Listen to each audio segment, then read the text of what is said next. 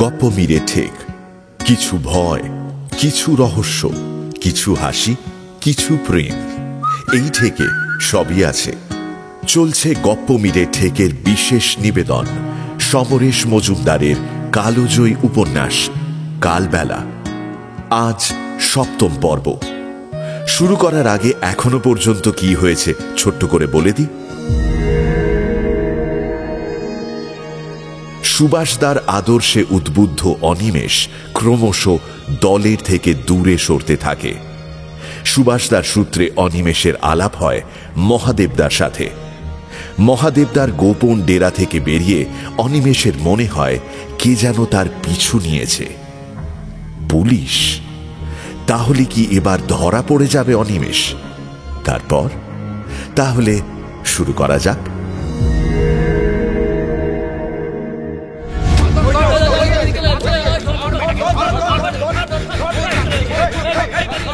রাস্তাটা বাঁক নিতেই চোখের সামনে লাল বাড়িটা যেন ছিটকে চলে এলো। অনিমেষের মনে পড়ল সেই সন্ধ্যের কথা। স্কটিশ হস্টেলের সেই আফ্রিকান ছেলেটির সঙ্গে ট্যাক্সিতে ওরা একজন মহিলাকে এখানে নামিয়ে দিয়েছিল। এই মুহূর্তে মহিলার নামটা কিছুতেই মনে পড়ছে না অনিমেষের। কি যেন নামটা, কি ছিল, কি যেন নাম। কিন্তু ৩৫ আর ৪টে শূন্য, টেলিফোনের এই নাম্বারটা মনে করতে একটুও অসুবিধে হলো না। অনিমেষ গম্ভীর মুখে খোলা জায়গাটা পেরিয়ে লাল বাড়িটার ভেতরে ঢুকে আড়ালে দাঁড়ালো। পুলিশগুলো সামনের রাস্তা দিয়ে ছুটে গেল খানিক, তারপর দাঁড়িয়ে পড়ে চারপাশে তাকাতে লাগলো। ঠিক এমন সময় সে দেখল একজন বৃদ্ধ ধুতি ফতুয়া পরে তার দিকে সতর্ক চোখে তাকিয়ে আছেন। কুল কুল করে ঘামতে লাগলো সে। তারপর কোনো রকমে নিজেকে সামলে জিজ্ঞাসা করল, এই বাড়িতে 3540 ফোন কোন ফ্ল্যাটে জানেন? আমি টেলিফোন অফিস থেকে আসছি। ও দোতলায় বাঁদিকে ওই একটি টেলিফোন আছে বাড়িতে, নাম্বার জানি না। অনিমেষ আর দাঁড়ালো না, সামনের সিঁড়ি দিয়ে দোতলায় উঠে এলো। বাঁদিকের ফ্ল্যাটের দরজা বন্ধ। কলিং বেলে হাত রাখল সে। দরজা খুলে একজন বৃদ্ধা উঁকি মারল। এবার মুখ খুলতেই নামটা জিভে এসে গেল। শিলা সেন আছেন? আমি অনিমেষ মিত্র, স্কটিশ কলেজের হস্টেলে আমি থাকতাম। মিনিট ৩ অপেক্ষা করতে হলো অনিমেষকে। এখন এক এক সেকেন্ড এক এক ঘন্টার মতো দীর্ঘ মনে হচ্ছে। পুলিশগুলো যদি নিচের সেই বৃদ্ধের সঙ্গে কথা বলে তাহলে এখানে চলে আসতে পারে। আধখোলা দরজার সামনে অনিমেষ যখন প্রায় অসহিষ্ণু, তখনই মহিলা তাকে ভেতরে আসতে বলল। সাজানো টেবিল চেয়ার দেখে বোঝা যায় এটাই বসবার ঘর। অনিমেষ তার একটাই বসতে গিয়ে দেখল সেখানে ধুলো পুরু হয়ে আছে। অনেক দিন কারো হাত পড়েনি এখানে। বৃদ্ধা জানালো যে দিদিমণি এখানে আসতে পারবে না, তেনার শরীর খারাপ। আমি কি ওকে দেখতে যেতে পারি? মহিলার পেছন পেছন অনিমেষ ঢুকল। এমন ঝকঝকে তকতকে ঘর অনিমেষ কখনো দেখেনি। এই বাড়ির চরিত্রের সঙ্গে এই ঘর একদম মানায় না। বৃদ্ধা একটা সোফা দেখিয়ে বসতে বলে অন্য ঘরে চলে গেল। ঘরে কেউ নেই। অনিমেষ সোফায় বসতে যাচ্ছিল, এমন সময় পাশের একটা দরজা খুলে গেল। হাউসকোট পরে যিনি ঢুকলেন তাকে দেখে চমকে উঠল অনিমেষ। সামান্য কয়েকটা বছরের ব্যবধানে একটি মানুষের চেহারা কি এত দ্রুত পাল্টে যেতে পারে? অনিমেষ কথা খুঁজে পাচ্ছিল না। কি খবর? এতদিনে মনে পড়লো তাহলে? হোমা, এ তো দেখছি একেবারে সমস্ত পুরুষ হয়ে গেছে। হ্যাঁ, শিলা সেন হাসলেন। অনিমেষ খুব কষ্টে চোখ খোলা রাখছিল। এ কাকে দেখছে সে? হাউসকোটের আড়ালে যে বিশাল শরীরটা পায়ে পায়ে হেঁটে খাটের দিকে এগোচ্ছে, তার সঙ্গে থম্বটোর বন্ধু শিলা সেনের কোনো মিল নেই। মাথায় একটা কালো রুমাল বাঁধা, চোখে গগলস, মুখে যেন থোকা থোকা মাংস কেউ ছুঁড়ে মেরেছে। আমাকে দেখে চমকে উঠেছে নিশ্চয়ই। এই সামান্য বয়সে অনিমেষ মানুষের অনেক রকম মুখ দেখেছে। তিস্তার বুকে নৌকোয় বসে অথবা সেই বন্যার সময় রিলিফ দিতে কুষ্ঠরোগীদের গ্রামে গিয়ে অনেক গলিত বিকৃত মুখ তাকে দেখতে হয়েছে। কিন্তু এই মুখ তাকে এমন নাড়া দিল যে অনিমেষ চোখ বন্ধ করতে পারলে বড় আরাম পেত। কি হয়েছে আপনার? ও কিছু না। তুমি কেমন আছো বলো? হঠাৎ কি মনে করে? এদিক দিয়ে যাচ্ছিলাম, ভাবলাম। কোন আবার কে এলো? ও দেখো তো। কয়েক মুহূর্ত বাদেই সেই মহিলা দরজায় এলো। ঘরে ঢুকে সোজা শিলা সেনের কানের কাছে মুখ রেখে কিছু বলল। ওই বিকট শরীর নিয়ে সঙ্গে সঙ্গে সোজা হয়ে বসলেন শিলা সেন। সে কি, এখন আবার পুলিশ কেন? আমাকে নিয়ে চলো, আমি কথা বলি। যত সব। মহিলা ওর হাত ধরলে শিলা সেন পায়ে পায়ে হাঁটতে লাগলেন বাইরের ঘরের উদ্দেশ্যে। কিন্তু হাঁটতে যে ওর কষ্ট হচ্ছে তা বুঝতে অসুবিধে হয় না। ওরা ঘরের বাইরে যাওয়া মাত্র অনিমেষ চট করে উঠে দাঁড়ালো। এখান থেকে অবিলম্বে পালানো দরকার। পুলিশ নিশ্চয়ই এই ফ্ল্যাট সার্চ করবে এখন। এই ফ্ল্যাট থেকে বাইরে বের হবার আর কোনো দরজা আছে কিনা বোঝা যাচ্ছে না। বাথরুমে দরজা খুলে সে তার ভেতরে একটা ছোট জানালা দেখতে পেল। জানালাতে কোনো গরাদ নেই, কিন্তু এখান থেকে লাফিয়ে নিচে নামা তার পক্ষে অসম্ভব। জানলার অনেক নিচে একটা পাইপ দেওয়াল বেয়ে নেমে গেছে। সেটা হাতের নাগালে পেলে একটা চেষ্টা করা যায়। তবে তার আগে বাথরুমের ছিটকিনি ভেতর থেকে বন্ধ করে দিতে হবে কিছুটা সময় পাওয়ার জন্য। দরজাটা বন্ধ করতে গিয়ে ভেতরে গলা পেল অনিমেষ।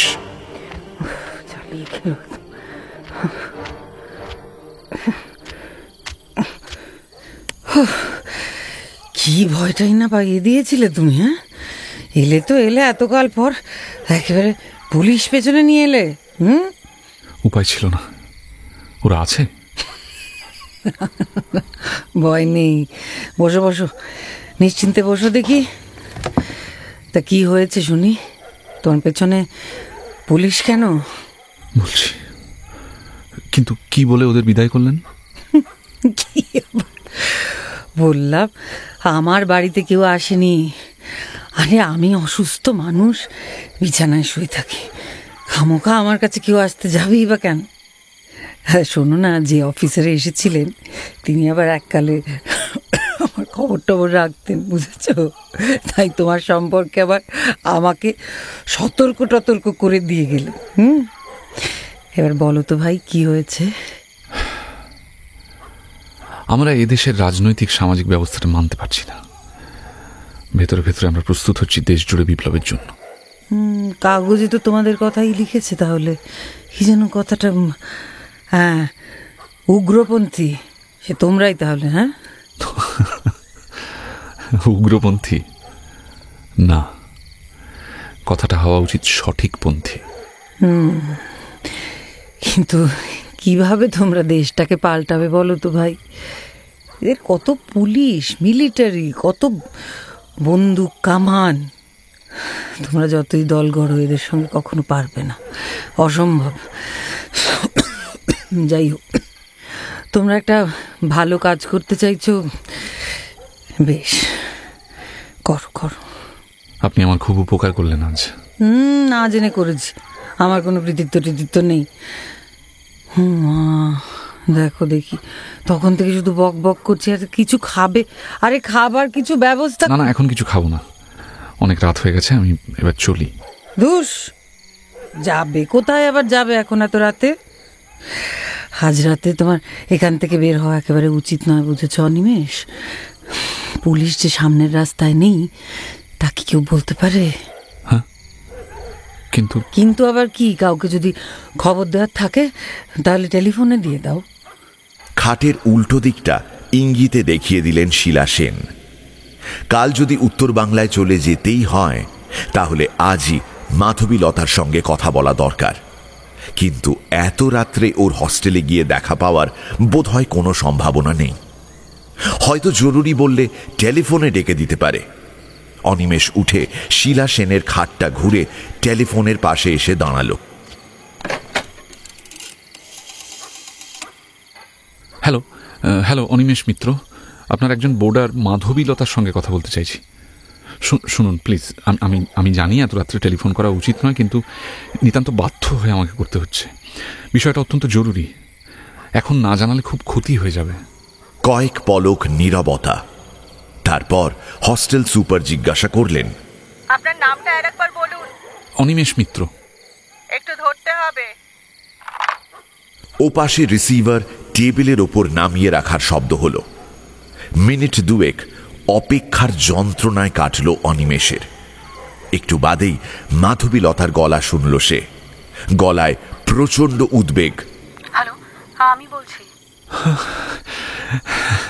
কি ব্যাপার? আরে খুব জরুরি বলে করতে হলো ফোন। তোমার অসুবিধা হলো না তো? না না, সেই ঠিক আছে। কি হয়েছে? বলছি আমাকে নর্থ বেঙ্গলে চলে যেতে হচ্ছে। নর্থ বেঙ্গল? তোমাকে সম্ভাবনার কথা বলছিলাম না? হ্যাঁ, কিন্তু এখনই? হ্যাঁ, কলকাতায় থাকা আমার পক্ষে নিরাপদ নয়। কোত্থেকে বলছো? একজনের বাড়ি থেকে। আজ এখানেই থাকতে হবে, বাইরে পুলিশ ঘুরছে। কখন যাবে? কালই। যাওয়ার আগে দেখা হবে না? দেখা জানি না, হয়তো নয়। তোমার কাছে আমার জিনিসপত্র কেউ পৌঁছে দিয়ে আসবে, বুঝলে? তুমি একটু রেখে দিও সেগুলো। আচ্ছা। আর শোনো শোনো, পুলিশ যদি তোমাকে আমার ব্যাপারে জিজ্ঞাসাবাদ করে, স্রেফ অস্বীকার করবে। হ্যাঁ, ওরা যে যাবেই তা বলছি না, তবে যদি যায়। ওসব চিন্তা করতে হবে না, কিন্তু এত তাড়াতাড়ি কি করে হয়ে গেল? মানে কেন হলো জানি না। আমি কি তোমার কাছে যাব? কখন? এখন। এত রাত্রে? এমন কিছু রাত হয়নি, তোমায় দেখতে ইচ্ছে করছে। না না না, এখন এলে পুলিশ তোমাকে সন্দেহ করবে। তাছাড়া হস্টেলে তোমাকে থাকতে হবে। হঠাৎ শিলা সেনের গলা কানে ভেসে এলো। ওকে কাল ভোরবেলা আসতে বলো, তাহলে তোমার পক্ষে এখান থেকে বেরোনোটা সহজ হবে। অনিমেষ চমকে ওর দিকে তাকালো। উনি যে এতক্ষণ তার কথা শুনছিলেন বোঝা যায়নি। কার সঙ্গে সে টেলিফোনে কথা বলছে অনিমেষ না জানানো সত্ত্বেও কি করে অনুমান করলেন? ওপাশে মাধবীলতা চুপ করেছিল। অবশ্য তুমি যদি ঝুঁকি নিতে পারো তাহলে কাল যত তাড়াতাড়ি পারো, মানে ভোরেই চলে এসো। সঙ্গে সঙ্গে রাজি হয়ে গেল মাধবীলতা। অনিমেষ তাকে শিলা সেনের বাড়ির ঠিকানা এমন করে বুঝিয়ে দিল যাতে পথে কাউকে জিজ্ঞাসা করতে না হয়। টেলিফোন ছেড়ে দিয়ে সামনে আসতেই শিলা সেন বললেন, এসো এসো, এখানে আরাম করে উঠে বসো তো দেখি। হাত দিয়ে খাটের একটা ধার দেখিয়ে দিলেন। সেই সময় পেছনে পায়ের শব্দ হলো। অনিমেষ তাকিয়ে দেখল একটা ট্রেতে অমলেট আর চা নিয়ে এসেছে সেই মহিলাটি। দাও দাও, এই যে চটপট এগুলো খেয়ে নাও। খিদে পেয়েছিল খুব। অনিমেষ ইতস্তত করল না। খাওয়া হয়ে গেলে শিলা সেন হাসলেন। মেয়েটাকে শুনি। ও আমার সহপাঠিনী। তাহলে তারও অনেক অনেক বেশি। তা না হলে এত রাতে সে আসতে চাইতো? তো তোমার এই সমস্ত কথা পরিষ্কার করে সে জানে তো? নিশ্চয়ই। তবু সে ভালোবাসে না। আপনার এরকম অবস্থা কি করে হলো? কিরকম অবস্থা জানি জানি, খুব খারাপ লাগছে দেখতে, তাই না?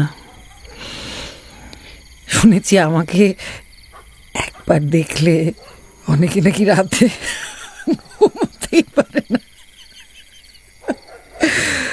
সাবধান করে দিচ্ছি, তোমারও কিন্তু সেরকম হতে পারে। আপনি আমার কথা এড়িয়ে যাচ্ছেন। হঠাৎ খুব ক্লান্ত দেখালো শিলা সেনকে।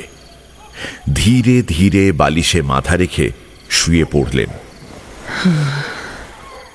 তারপর কেমন অসাড় গলায় বললেন, পাশের ঘরে যে লোকটা রয়েছে, দেখেছো তাকে? অনিমেষ স্মরণ করতে পারল। অত্যন্ত রোগা একটি মানুষকে এক পলকের জন্য দেখেছিল সে। মুখ মনে নেই, লক্ষ্যও করেনি। হ্যাঁ, একজন ছিলেন। উনি কে? আমার স্বামী, পতিদেবতা। আমার শরীরের এই কারুকার্য, ওরই কীর্তি। সে কি? অবাক হচ্ছ?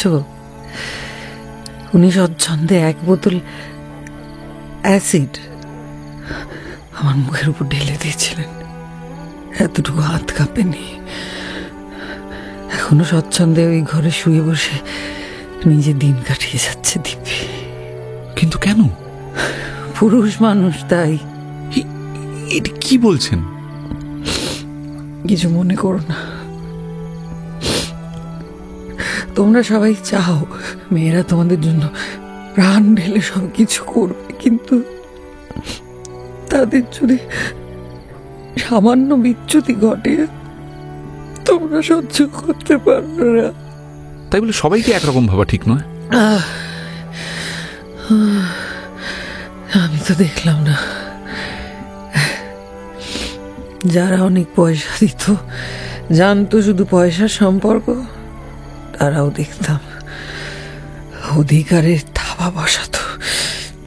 ঘেন্না ধরে গেছে। তাহলে আমাকে আশ্রয় দিলেন কেন? আমিও তো পুরুষ মানুষ। হয়তো, কিন্তু আমার কাছে তুমি আমার ছোট্ট ভাই। যেদিন তোমাকে প্রথম ট্যাক্সিতে দেখি সেদিন মনটা কেমন করে উঠেছিল। তোমাকে আমি পুরুষ মানুষ বলে ভাববো কি করে শুনি?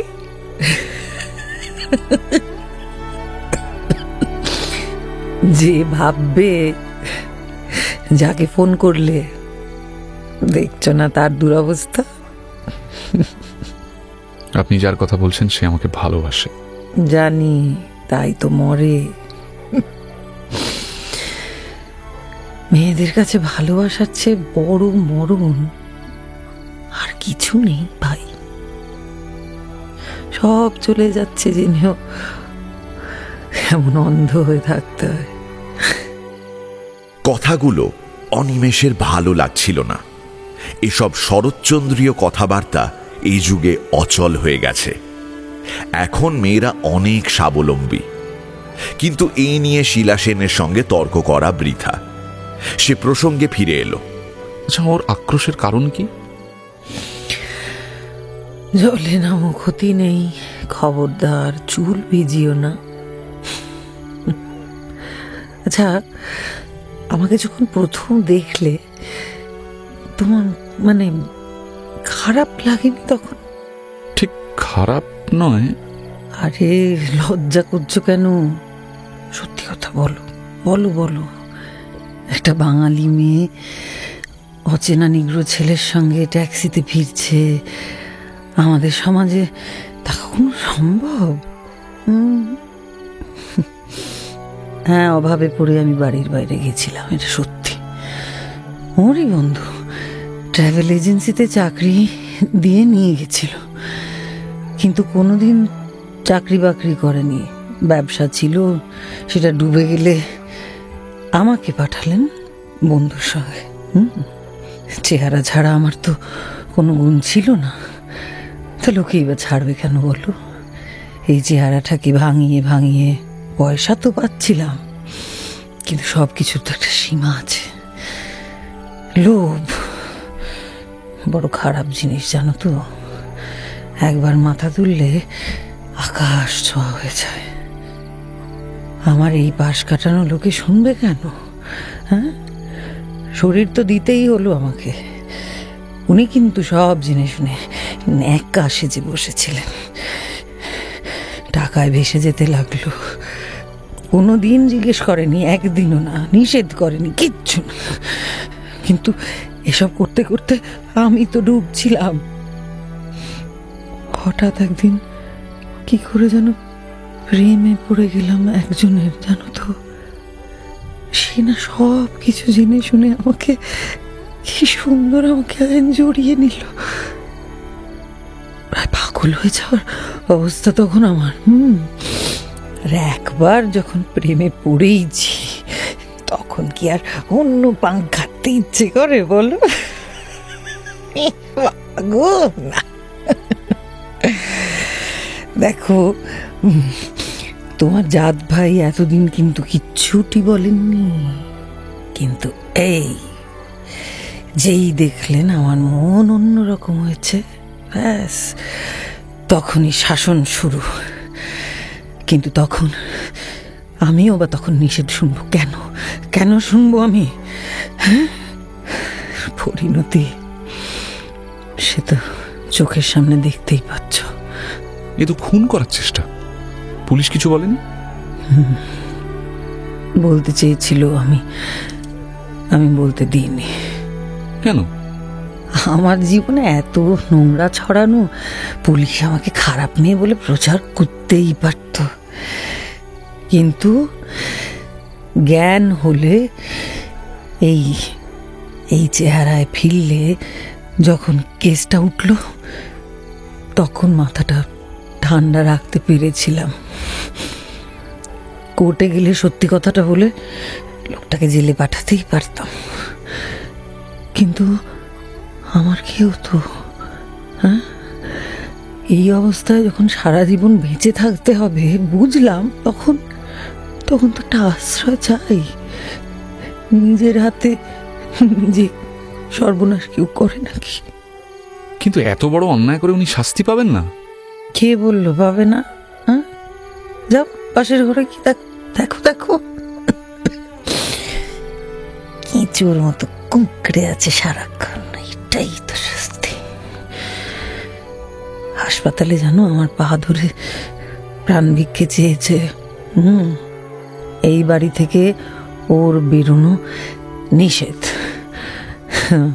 মজাটা কি জানো? আমার শরীরের পোড়া ঘা যত শুকিয়ে এলো না, তত ওর শরীর ভয়ে ভাবনায় শুকিয়ে যেতে লাগলো। এখন ওই ইজি চেয়ার আর বাথরুম, ইজি চেয়ার আর বাথরুম, এইটুকু হাঁটতে ওর প্রাণ বেরিয়ে যাচ্ছে। এটা শাস্তি না? আচ্ছা, আপনার দৃষ্টিশক্তি একটাই নেই ভাই, অন্যটায় এত কম দেখতে ইচ্ছে করে না। চোখ বুঝেই থাকি, বুঝলে? অপারেশন করার কথা ভাবছেন না? শিশির জানে সবটা। আমাকে নাকি অনেকবার অপারেশন টেবিলে গিয়ে শুতে হবে। প্লাস্টিক সার্জারি না, ওই কি যেন একটা বলে। তারপর চোখ, বুঝলে? শিশির কি? এই দেখো, তুমি এখনো বড় ছেলে মানুষ, রূপ চলে যাওয়া সে একরকম, কিন্তু এরকম বিভৎস চেহারার মেয়ের কাছে যে পুরুষ আসে, চিন্তা করো তো, বলো না সে আমার কে হতে পারে? শিশির, ওর জন্যই তো উনি অ্যাসিড ঢেলেছিলেন। আমি অনেক আপত্তি করেছি, কিন্তু কিছুতেই শিশির আমার কথা শোনে না, একদম কথা শোনে না। আবার আমাকে কেটে ছিঁটে সুন্দর করে তুলতে চায়। কি জ্বালা বলো তো। কি হলো, হাসছো যে? একটু আগে মেয়েদের কথা বলছিলেন না, ভালোবাসার চেয়ে বড় মরণ তাদের আর কিছুতেই নেই। কিন্তু এখন দেখছি কোনো কোনো ছেলেও মাংসপিণ্ড বিকৃত হয়ে সারা মুখে ছড়ানো, তবু শীলা সেনের লজ্জা অনিমেষের চোখ এড়াল না। নিচু গলায় বললেন, তাই তো মরণে এত সুখ অনিমেষ। অপরিচিত বিছানা, সারা দিনের উত্তেজনা ও অস্বস্তিতে ক্লান্ত শরীরে ঘুম আসছিল না। সারা রাত এপাশ ওপাশ করেছিল অনিমেষ। মধ্যরাতে কোথাও শব্দ হলে চমকে উঠেছে। ছোটবেলায় ছোট কাকার সন্ধানে গভীর রাতে পুলিশ তাদের বাড়িতে হানা দিয়েছিল। সেই দৃশ্যটা বারবার চোখের ওপর ভাসছিল। শেষ রাতে কখন ঘুমিয়ে পড়েছিল অনিমেষ খেয়াল নেই। চোখ মেলে দেখল সামনে মাধবীলতা। চমকটা এতখানি যে কিছুক্ষণ কথা বলতে পারেনি সে। কেমন আছো? তড়াক করে উঠে বসল অনিমেষ। দরজা ভেজানো, বিছানার পাশে একটা চেয়ারে বসে মাধবীলতা ওর দিকে তাকিয়ে আছে। ঘাড় ঘুরিয়ে জানলা দেখল সে। এখনো রোদ ওঠেনি। কলকাতার ভোর ভীষণ আদুরে। এখনো সে আদর সারা আকাশে মাখানো। কখন এলে? এই মিনিট 10। কটা বাজে? 6টা। শেষ রাতে হঠাৎ ঘুমটা এলো। কিন্তু তুমি ভোরে এলে কি করে এখানে? পায়ে হেঁটে বেড়াতে বেড়াতে চলে এলাম। অনিমেষ মাধবীলতার মুখের দিকে একবার পূর্ণ দৃষ্টিতে তাকালো। কোথাও মালিন্য নেই, সামান্য ক্লান্তির চিহ্নটুকুও নেই। ওর পায়ের কাছে একটা সুন্দর ব্যাগ। ব্যাগটা ভারী। ওটা কি ইঙ্গিত করলো অনিমেষ। তোমার জিনিসপত্র আছে। ব্যাগটা অবশ্য আমার। তোমার ট্রাঙ্ক নিয়ে তো আর হাঁটা যাবে না, ওগুলো আমার কাছে রইল। কাজ চালানোর মতো জিনিসপত্র আমি এটাই দিয়ে দিয়েছি। তোমার কাছে ওরা গিয়েছিল? হ্যাঁ, কাল রাত্রে সব জিনিসপত্র আমাকে দিয়ে এসেছে। আমাকে আজই চলে যেতে হবে শিলিগুড়িতে। জানি, কিন্তু এই বাড়িটা কার? আমার পরিচিত এক মহিলার। তোমাকে কখনো বলিনি বোধহয়। এখন অ্যাসিডে পুড়ে বিকৃত হয়ে গেছেন, অথচ এককালে বেশ সুন্দরী ছিলেন। কি পরিস্থিতিতে তাকে এখানে আসতে হয়েছিল অনিমেষ সংক্ষেপে মাধবীলতাকে বলল। কাল রাতে শিলা সেন তার সঙ্গে যে সহযোগিতা করেছেন এতটা সে আশা করেনি। মাধবীলতা গালে হাত দিয়ে এসব কথা শুনছিল। অনিমেষ চুপ করলে মাধবীলতা বলল, কাল তুমি ফোন করলে তখন আমি ভাবতেই পারিনি এত সব কাণ্ড হয়ে গেছে। তোমার টেলিফোন নামিয়ে ফিরে যাচ্ছি, এমন সময় দারোয়ান এসে জিনিসপত্র দিয়ে গেল, সঙ্গে একটা চিঠি। চিঠি? কার চিঠি? ঠিক চিঠি নয়, জাস্ট একটা ইনফরমেশন। শিলিগুড়ি স্টেশন পাড়ায় ঢুকে অনন্ত ভাণ্ডারের উল্টো দিকে বারিন সরকারের সঙ্গে তোমাকে দেখা করতে বলা হয়েছে। দেখি কাগজটা। আমি পড়িয়ে ফেলেছি। কেন? বাহ, এসব প্রমাণ কাগজ কলমে থাকা কি ভালো? অনিমেষ মাধবীলতার দিকে পূর্ণ দৃষ্টিতে তাকালো। এমন শ্রীময়ী মুখ আজ অবধি তার চোখে পড়েনি। এ মেয়ে ইচ্ছে করলেই স্থায়ী নিরাপদ তকমাওয়ালা স্বামীর স্ত্রী হতে পারত। অথচ অনিমেষের নিঃশ্বাস ভারী বোধ হল। নিজেকে মাঝে মাঝে এমন অপরাধী মনে হয়। ভালোবেসে মেয়েরাই এমন করে বৈরাগী হতে পারে। ওর খুব ইচ্ছে করছিল দুই হাতে মাধবীলতার মুখ স্পর্শ করতে, হাতের বৃত্তে ওই শক্তিকে আস্বাদ করতে। নিজেকে সংযত করল অনিমেষ। প্রসঙ্গ পাল্টে জিজ্ঞাসা করল, তোমাকে তো আবার স্কুলে যেতে হবে। আর যাব না। কেন? গিয়ে পড়াতে পারবো না বলে। আরে আসুন আসুন, আপনি আবার কষ্ট করে এত দূর এলেন কেন? আমরাই যেতাম। কেন ভাই, আমি তো নিজের সারা বাড়িতে ঘুরে ঘুরেই বেড়াই সারাদিন।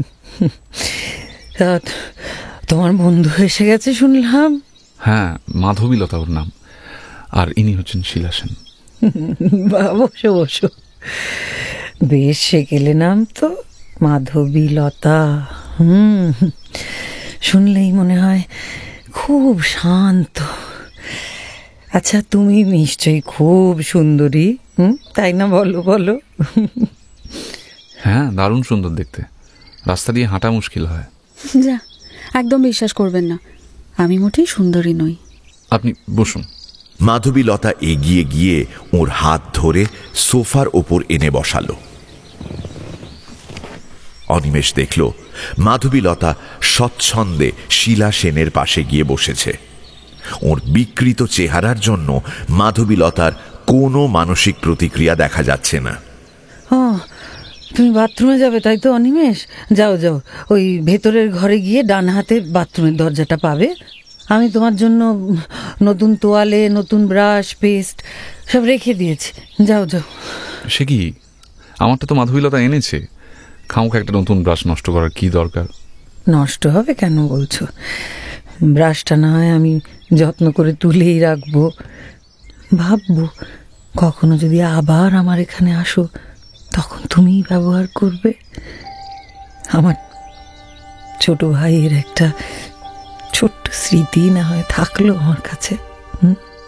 ওই মুহূর্তে প্রায় অন্ধ এই মহিলার সামনে দাঁড়িয়ে থাকার শক্তি অনিমেষের আর ছিল না। সে দ্রুত ভেতরের ঘরে চলে এলো। মিস্টার সেন এখন বাথরুমে ঢুকেছেন। লোকটা অদ্ভুত, কেমন কিঁচোর মতো রয়েছে বাড়িতে। গত রাত থেকে ওর অস্তিত্ব একবারের জন্য টের পায়নি অনিমেষ। মিনিট খানেক দাঁড়িয়ে ফিরে আসছিল অনিমেষ, এমন সময় দরজাটা খুলল। লিকলিকে রোগা শরীরে একটা ধুতি লুঙ্গির মতো জড়ানো, হাতে কিছু ভেজা জামা কাপড় নিয়ে মাথা নিচু করে বের হলেন ভদ্রলোক। অনিমেষ চুপচাপ বাথরুমে ঢুকে গেল। পরিষ্কার পরিচ্ছন্ন হয়ে স্নান করে বেরিয়ে আসবার সময় নজরে পড়ল জল যাওয়ার ঝাঁঝরির কাছে কিছু একটা পড়ে আছে। কৌতূহলে ঝুঁকে দেখল একটা সোনার তাগা। একটা খাঁজে লেগে থাকায় ওটা নর্দমার ভেতর চলে যায়নি। অনিমেষ হাতে তুলে নিয়ে দেখল তাগার পেছন দিকে সুন্দর অক্ষরে লেখা আছে বিশ্বনাথ সেন। শিলা সেনের স্বামীর হাত থেকে পড়েছে এটা। অনিমেষের একবার ইচ্ছে হলো ওটাকে নর্দমাতেই ফেলে দেয়। যে মানুষ অমন অপরাধ করেছে তার বেঁচে থাকার কোনো অধিকার নেই। শেষ পর্যন্ত ওটাকে পকেটে রেখে বেরিয়ে এলো অনিমেষ। বেরিয়েই দেখল কেঁচোর মতো লোকটা অধীর আগ্রহে দরজার বাইরে দাঁড়িয়ে। সে বেরোনো মাত্র ছুটে গেল ভেতরে। অনিমেষ ঘুরে দাঁড়ালো। লোকটা পাগলের মতো বাথরুম হাতড়াচ্ছে। শেষ পর্যন্ত সে ডাকল, এই যে শুনুন। সঙ্গে সঙ্গে গুটিয়ে গেল লোকটা। ভয়ে ভয়ে তাকালো অনিমেষের দিকে। পকেট থেকে তাগাটা বের করে মুখের সামনে ঝুলিয়ে ধরল অনিমেষ। প্রায় বুলেটের মতো ছুটে এলো লোকটা। এসে ছোঁ মেরে তাগাটা নিয়ে চলে গেল পাশের দরজা দিয়ে।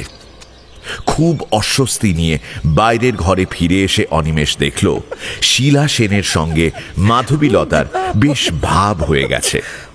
সামনে টেবিলে চা টি কোজিতে ঢাকা। মাখন লাগানো রুটিতে মাধবীলতা চিনি ছড়িয়ে দিচ্ছিল। শিলা সেন জিজ্ঞাসা করলেন, তা ট্রেন কখন তোমার? 9:35। তোমার তো তাহলে এখনই বেরিয়ে পড়া উচিত। হ্যাঁ, সে কি মানে এখন তো 7টাও বাজেনি। দেখো, আমার মনে হয় দক্ষিণেশ্বর থেকে ট্রেনে ওঠা উচিত। শিয়ালদা স্টেশন নিরাপদ নাও হতে পারে। তাই ঠিক হলো। বিদায় নেবার সময় শিলা সেন কোনো কথা বলতে পারলেন না।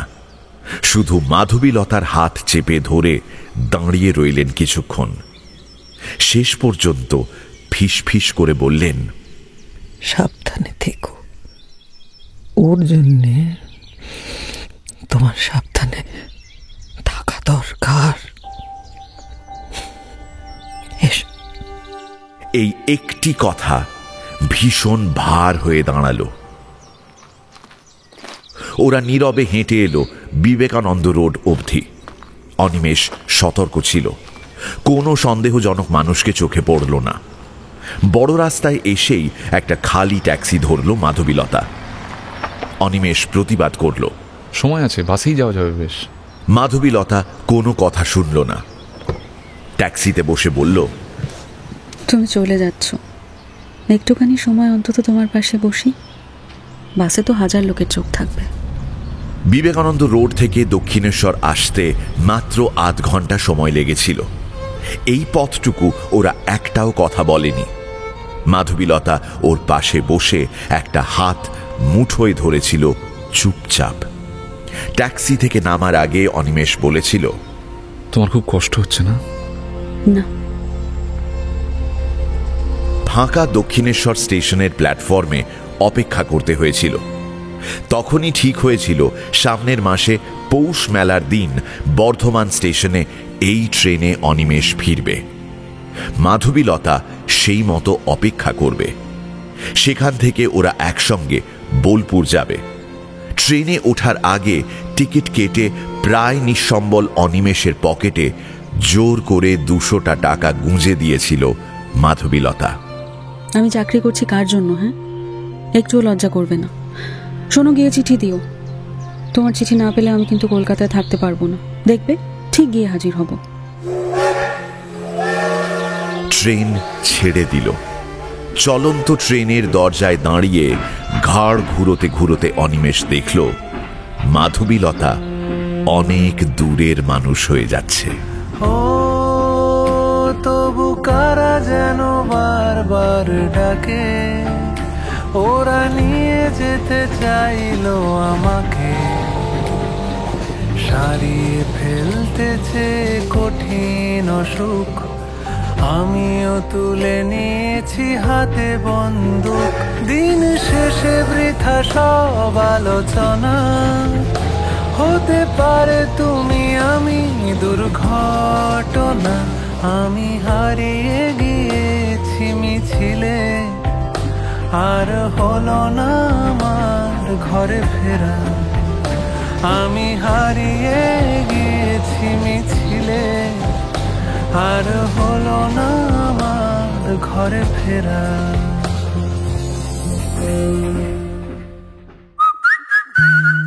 শুনছেন গপ্পমীরে ঠেকের বিশেষ নিবেদন সমরেশ মজুমদারের কালোজয়ী উপন্যাস কালবেলার 7ম পর্ব। এখনো যদি ঠেকে সাবস্ক্রাইব না করে থাকেন তাহলে কিন্তু ঠকবেন। Subscribe to my official channel আর বেল আইকনটি প্রেস করতে ভুলবেন না। তাহলে বাকিটা শোনা যাক। বালি ব্রিজের ওপর ট্রেনটা আসা মাত্র ভারী ব্যাগটা নিয়ে ঘুরে দাঁড়াতে বুঝতে পারল খুব ভুল হয়ে গেছে। এটা 3য় শ্রেণীর কামরা নয়। মিলিটারির জন্য সংরক্ষিত যে কয়েকটা বগি প্রতি ট্রেনে থাকে এটি তার একটি। জনা 5 পুরো দস্তুর ইউনিফর্ম পরা মিলিটারি শুয়ে বসে তাকে দেখছে। কিন্তু এখন ট্রেন পূর্ণ গতিতে চলেছে। সেই বর্ধমানের আগে কোনো বিরতি নেই। সারা রাত গা ঢাকা দিয়ে কাটিয়ে শেষ পর্যন্ত নিজে থেকে ধরা পড়তে হলো। অনিমেষের পেটের ভেতর চিনচিনে ব্যথাটা শুরু হয়ে গেল। 5 জনই তার দিকে তাকিয়ে, সতর্কতা মেশানো কৌতূহল চোখগুলোতে। অনিমেষ হাত জোড় করে নমস্কার জানালো। মাফ করবেন, আমি বুঝতে পারিনি এটা জেনারেল কম্পার্টমেন্ট নয়। ওদের মধ্যে যার কাঁধে ফিতে আঁটা সে উঠে বসল। हिंदी में बोलिए। मैं हिंदी अच्छा नहीं बोलने सकता। कोई फिक्र नहीं, ट्राई करो। ये मिलिट्री के कंपार्टमेंट है, हम नहीं जानता था। आप लोग मुझे माफ़ी की दीजिए। नेक्स्ट स्टेशन में उतर जाऊंगा। हाँ, तो ट्रेन पे चढ़ने से पहले देखना चाहिए था। I am sorry. कहाँ जाना है? শিলিগুড়ি।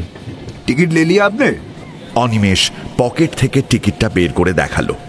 आप काम क्या करते हैं? স্টুডেন্ট। हाँ, तो ठीक है, फिर बैठ जाइए। হাত বাড়িয়ে পাশের খালি জায়গা দেখিয়ে দিল লোকটা। এতটা আশা করেনি অনিমেষ। বিরাট গোঁফওয়ালা লোকটিকে মনে মনে ধন্যবাদ দিয়ে সিটের ওপর ব্যাগটা রেখে সন্তর্পণে বসল সে। ট্রেন হু হু করে ছুটছে। অনিমেষ দেখল সবকটি চোখ তাকে লক্ষ্য করছে। क्या पढ़ते हैं आप? एमए। शाबाश, काफी पढ़े लिखे आदमी है। मैंने तो कॉलेज की शक्ल तक नहीं देखी। मैं त्रिलोक सिंह। और आपका शुभ नाम? অনিমেষ মিত্র। সঙ্গীদের সঙ্গে আলাপ করিয়ে দিল লোকটা। শক্ত হাতগুলো এগিয়ে এলো হাত মেলাতে। কয়েক মিনিটের মধ্যে আড়ষ্টতা কেটে গেল। কিছুক্ষণের মধ্যেই অনিমেষ বুঝতে পারল লোকগুলো খুব হাসি খুশি, গল্প করতে ওস্তাদ। ভারতীয় সামরিক বিভাগে এরা নিচু তলায় কাজ করে, কিন্তু কোনো রকম কমপ্লেক্স নেই। আমি একজন জওয়ান, দেশ রক্ষা আমার কর্তব্য, এই বোধ প্রত্যেকের। ত্রিলোক সিংকে জিজ্ঞাসা করল অনিমেষ। আপনার দেশ পাঞ্জাবে? नहीं जी, हरियाणा। गांव का आदमी हूँ। আপনাদের গ্রামের অবস্থা কেমন? गांव की हालत ठीक ही है। हम 3 भाई, मैं मिलिट्री में, एक दिल्ली में टैक्सी चलाता है, और बड़े भाई जो हैं खेती करते हैं। हमारे गांव में ना हर घर से कोई ना कोई फौज में है। আচ্ছা, আপনাদের কোনো সমস্যা নেই? समस्या? क्या समस्या? जैसे মানে জোরদারদের মানে অত্যাচার, পলিটিক্যাল পার্টির বিশ্বাসঘাতকতা, যা আয় তার থেকে ব্যয় বেশি, চারধারে ধান্দাবাজ লোক, অথচ কিছু করা যাচ্ছে না, এসব সমস্যা নেই? ये सब समस्याएं तो हर जगह है, पर समस्या है ये सोचकर अगर आप चुपचाप बैठे रहो तो गलती आपकी। बंगाली जो है ना वो सिर्फ बातें करते हैं, काम कुछ नहीं। लेकिन सुभाष बोस, उनका नाम तो सबको ही जानता है, हिंदुस्तान के शेर थे। मेरे जो दादाजी थे उन्होंने सुभाष बोस को देखा था। अब बताओ उन्हें दुनिया भर में कैसे सम्मान मिला? দেখুন, বাংলাদেশের মানুষ স্বাধীনতার পর 10 ডবল হয়ে গেছে। পাকিস্তান থেকে জলের মতো লোক এসেছে, চাষের জমি সব জোরদার বড় লোকদের হাতে, জিনিসপত্রের দাম আকাশ ছোঁয়া। এখানে মুষ্টিমেয় কিছু লোক আরামে থাকে, সরকার তাদের মদত দেয়। মানুষের সামনে যখন কোনো রাস্তা থাকে না তখনই সে দিশেহারা হয়। আপনারা জানেন না তাই এই কথা বলছেন। বর্ধমান স্টেশনে গাড়ি থামলে অনিমেষ উঠে দাঁড়ালো। এটা আপনাদের কামরা, আমি বর্ধমানে নেমে যাব বলেছিলাম। हाँ तुमने कहा था, पर जाओगे कहाँ? শিলিগুড়িতে। तो फिर यहाँ क्यों उतर रहे हो? बैठो, अब तो तुम हमारे दोस्त हो, यहीं पे आराम कर लो। অনিমেষ স্বস্তির নিঃশ্বাস ফেলল। বাইরে যা ভিড়, তাতে অন্য কামরায় কিরকম জায়গা পাওয়া যাবে তাতে সন্দেহ ছিল। দুপুরের খাওয়াটা ওরাই জোর করে খাওয়ালো, রুটি আর সবজি। জানলায় বসে দুপুরের বর্ধমান জেলা দেখতে লাগলো অনিমেষ। গুসকরা পেরিয়ে একসময় বোলপুর ছাড়ালো ট্রেন। মাটির রং পাল্টে যাচ্ছে। মনে পড়ল সামনের মাসে মাধবীলতা আসবে বর্ধমান স্টেশনে, এসে অনিমেষের জন্য অপেক্ষা করবে। রাজার মতো শিলিগুড়িতে পৌঁছে গেল অনিমেষ। 5 জন সামরিক মানুষ তাকে বন্ধুর মতো আগলে নিয়ে এলো। সন্ধেবেলায় শিলিগুড়ি স্টেশন পাড়ায় অনন্ত ভাণ্ডারের সামনের বাড়িটার দরজা খুলে লম্বা চুল, ময়লা পাঞ্জাবি, একটা হাত সামান্য নুলো এক ভদ্রলোক ওকে স্বাগত জানালেন। আপনি অনিমেষ মিত্র? আমার নাম বারিন সরকার। ভেতরে আসুন, আপনার জন্য আমরা অপেক্ষা করছি।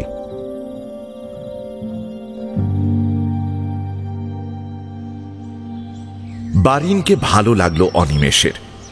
একটু আত্মভোলা টাইপের, কাজের নেশা মাথায় চাপলে সময় ঠিক থাকে না। বিবেকানন্দ মার্কেটে ওর একটা ছোট স্টল আছে। স্টলটা শিলিগুড়িতে বেশ বিখ্যাত। এক হাতে সাইনবোর্ড লেখা থেকে শুরু করে লিটল ম্যাগাজিনগুলোর কভার এঁকে যান বারিন ওখানে বসে।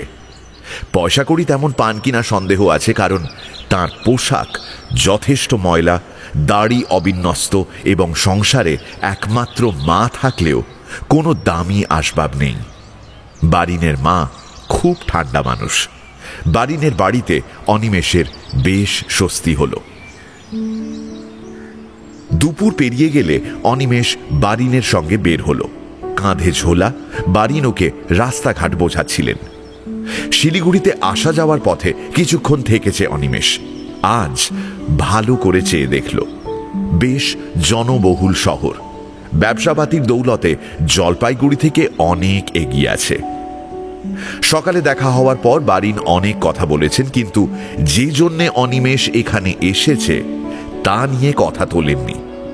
আজ কথা বলার সময় অনিমেষ জেনেছে বারিন অবিভক্ত কমিউনিস্ট পার্টির সদস্য ছিলেন স্বাধীনতার অনেক আগে থেকেই। পার্টি যখন বেআইনি ঘোষিত হলো তখন পালিয়ে বেরিয়েছেন অনেক কাল। বারিনের স্টলে বসার জায়গা বলতে কয়েকটা মোড়া ছাড়া কিছু নেই। স্টলটা খোলাই ছিল। একটা বাচ্চা ছেলে টিনের পাতে রং বোলাচ্ছিল। বারিনকে দেখে জানালো সকাল থেকে 3 জন লোক অনেকবার খুঁজতে এসেছে। তাদের মধ্যে একজনকে সেই ছেলেটা এখানে আগেও আসতে দেখেছে। অনিমেষ ঢোকার সময় এলাকাটা দেখেছিল। চারধারে বেশ বড় সড়ো দোকান, জামা কাপড়েরই বেশি। এসবের মধ্যে বারিনের দোকান মূর্তিমান বেখাপ্পা। ব্যাপারটা অনিমেষ লক্ষ্য করেছে দেখে বারিন বললেন, কি আমার দোকানের চেহারা দেখা হচ্ছে? ওটা আমারই মতন, ভাড়া সাকুল্যে 75, ছেড়ে দিলে 10-12 হাজার দক্ষিণা পাওয়া যাবে বলে মনে হয়। কিন্তু তাহলে শিলিগুড়ির লেখক শিল্পীদের আড্ডা মারার জায়গা জুটবে না। এখানে তো ভাই কফি হাউস নেই। ভাড়া বাকি নেই তো? ছিল, সবাই চাঁদা করে মিটিয়ে দিয়েছে। এটি হলো দোকানের কর্মচারী, 20 টাকা মাইনে নেন, টিকে আছেন কাজ শেখার প্রবল আগ্রহে। শিল্পী হওয়ার একটা প্রাণপণ চেষ্টা আছে ওর মধ্যে। একানো 2 কাপ চা খাবি? বারিন পকেট থেকে একটা আধুলি বের করে ছেলেটির সামনে ধরলেন।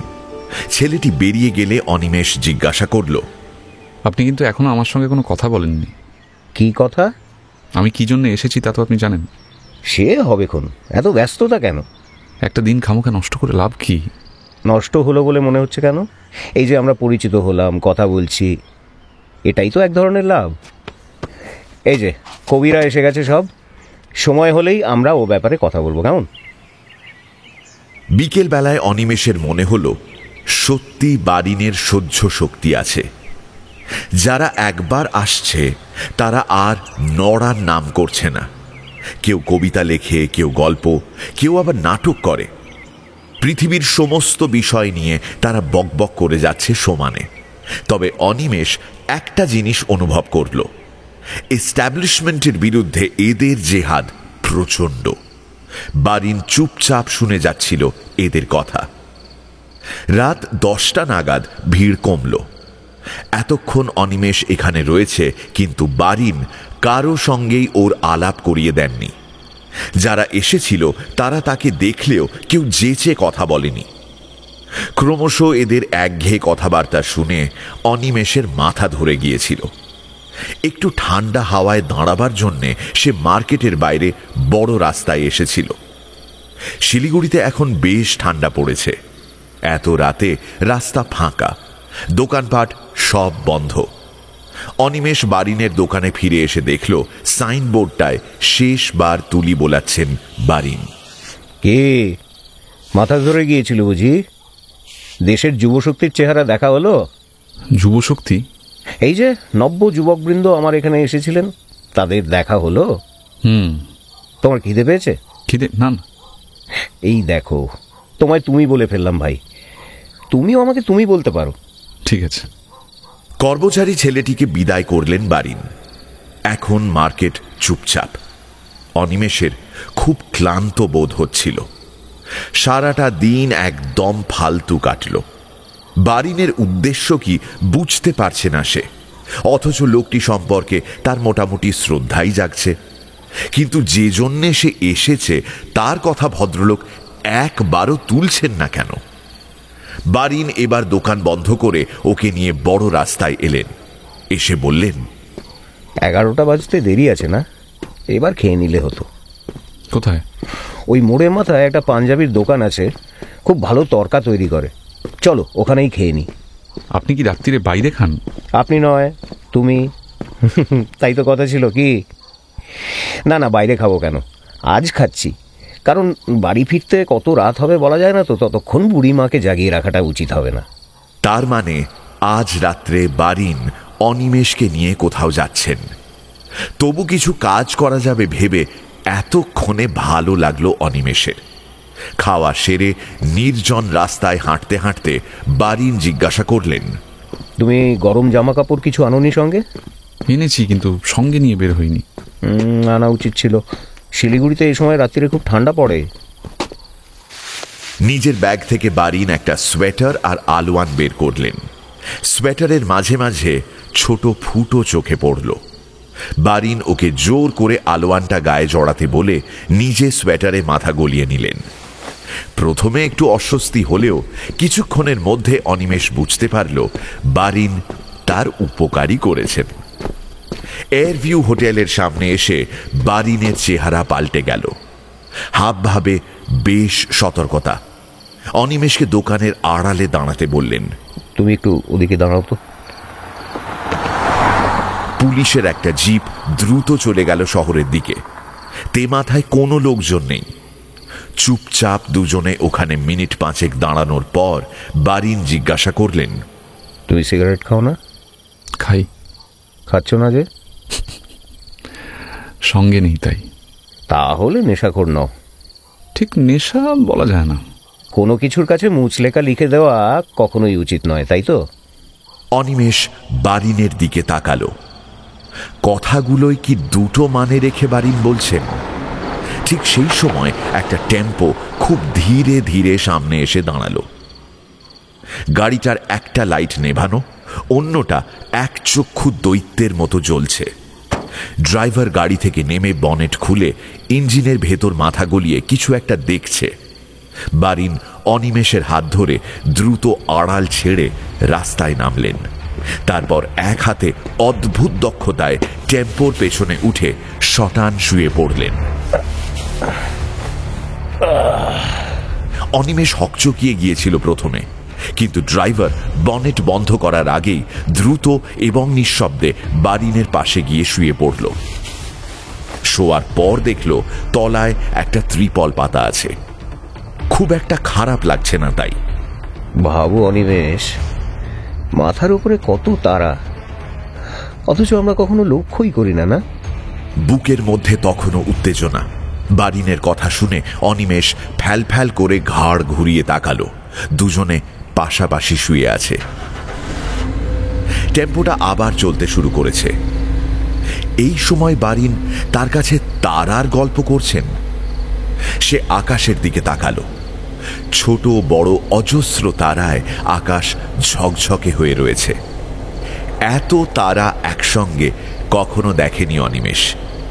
এভাবে মাটিতে শুয়ে মুখ আকাশের দিকে করে তাকানো হয়নি জীবনে। কিছুক্ষণ দেখলে মনে হয় যেন খুব ধীরে ধীরে আকাশটা অজস্র টর্চ জেলে তার দিকে নেমে আসছে। ছোটবেলায় এক রাত্রে মাধুরী তাকে বলেছিলেন তিনি নাকি আকাশের তারা হয়ে তাকে লক্ষ্য রাখবেন। মৃতা মায়ের ওই কথাটাকে সে অনেক কাল বিশ্বাস করত। এখন এই রাত্রে টেম্পোতে শুয়ে অজানা জায়গায় যাওয়ার সময় এক আকাশ তারার দিকে তাকিয়ে অনিমেষের সামনে মাধুরী হঠাৎ চলে এলেন। অনিমেষ চোখ বন্ধ করল। মাধুরী হাসছেন, কিন্তু মাধুরী কি এমন দেখতে? অনিমেষ মন দিয়ে খুঁটিয়ে খুঁটিয়ে মাকে দেখছিল। সম্পূর্ণ দেখা হলে তার হৃৎস্পন্দন বেড়ে গেল। মাধুরীর মুখ বলে এতক্ষণ যাকে সে কল্পনায় দেখছিল তা যে মাধবীলতার, এটা বুঝতে পেরে সে পাথর হয়ে শুয়ে রইল। তুমি দেখছি দারুণ রোমান্টিক। আকাশের তারা দেখতে দেখতে কখনো কেউ কেঁদেছে বলে তো শুনিনি। আমরা কত দূর এলাম? শিলিগুড়ি ছাড়িয়ে গেছি, এবার উঠে বসতে পারো।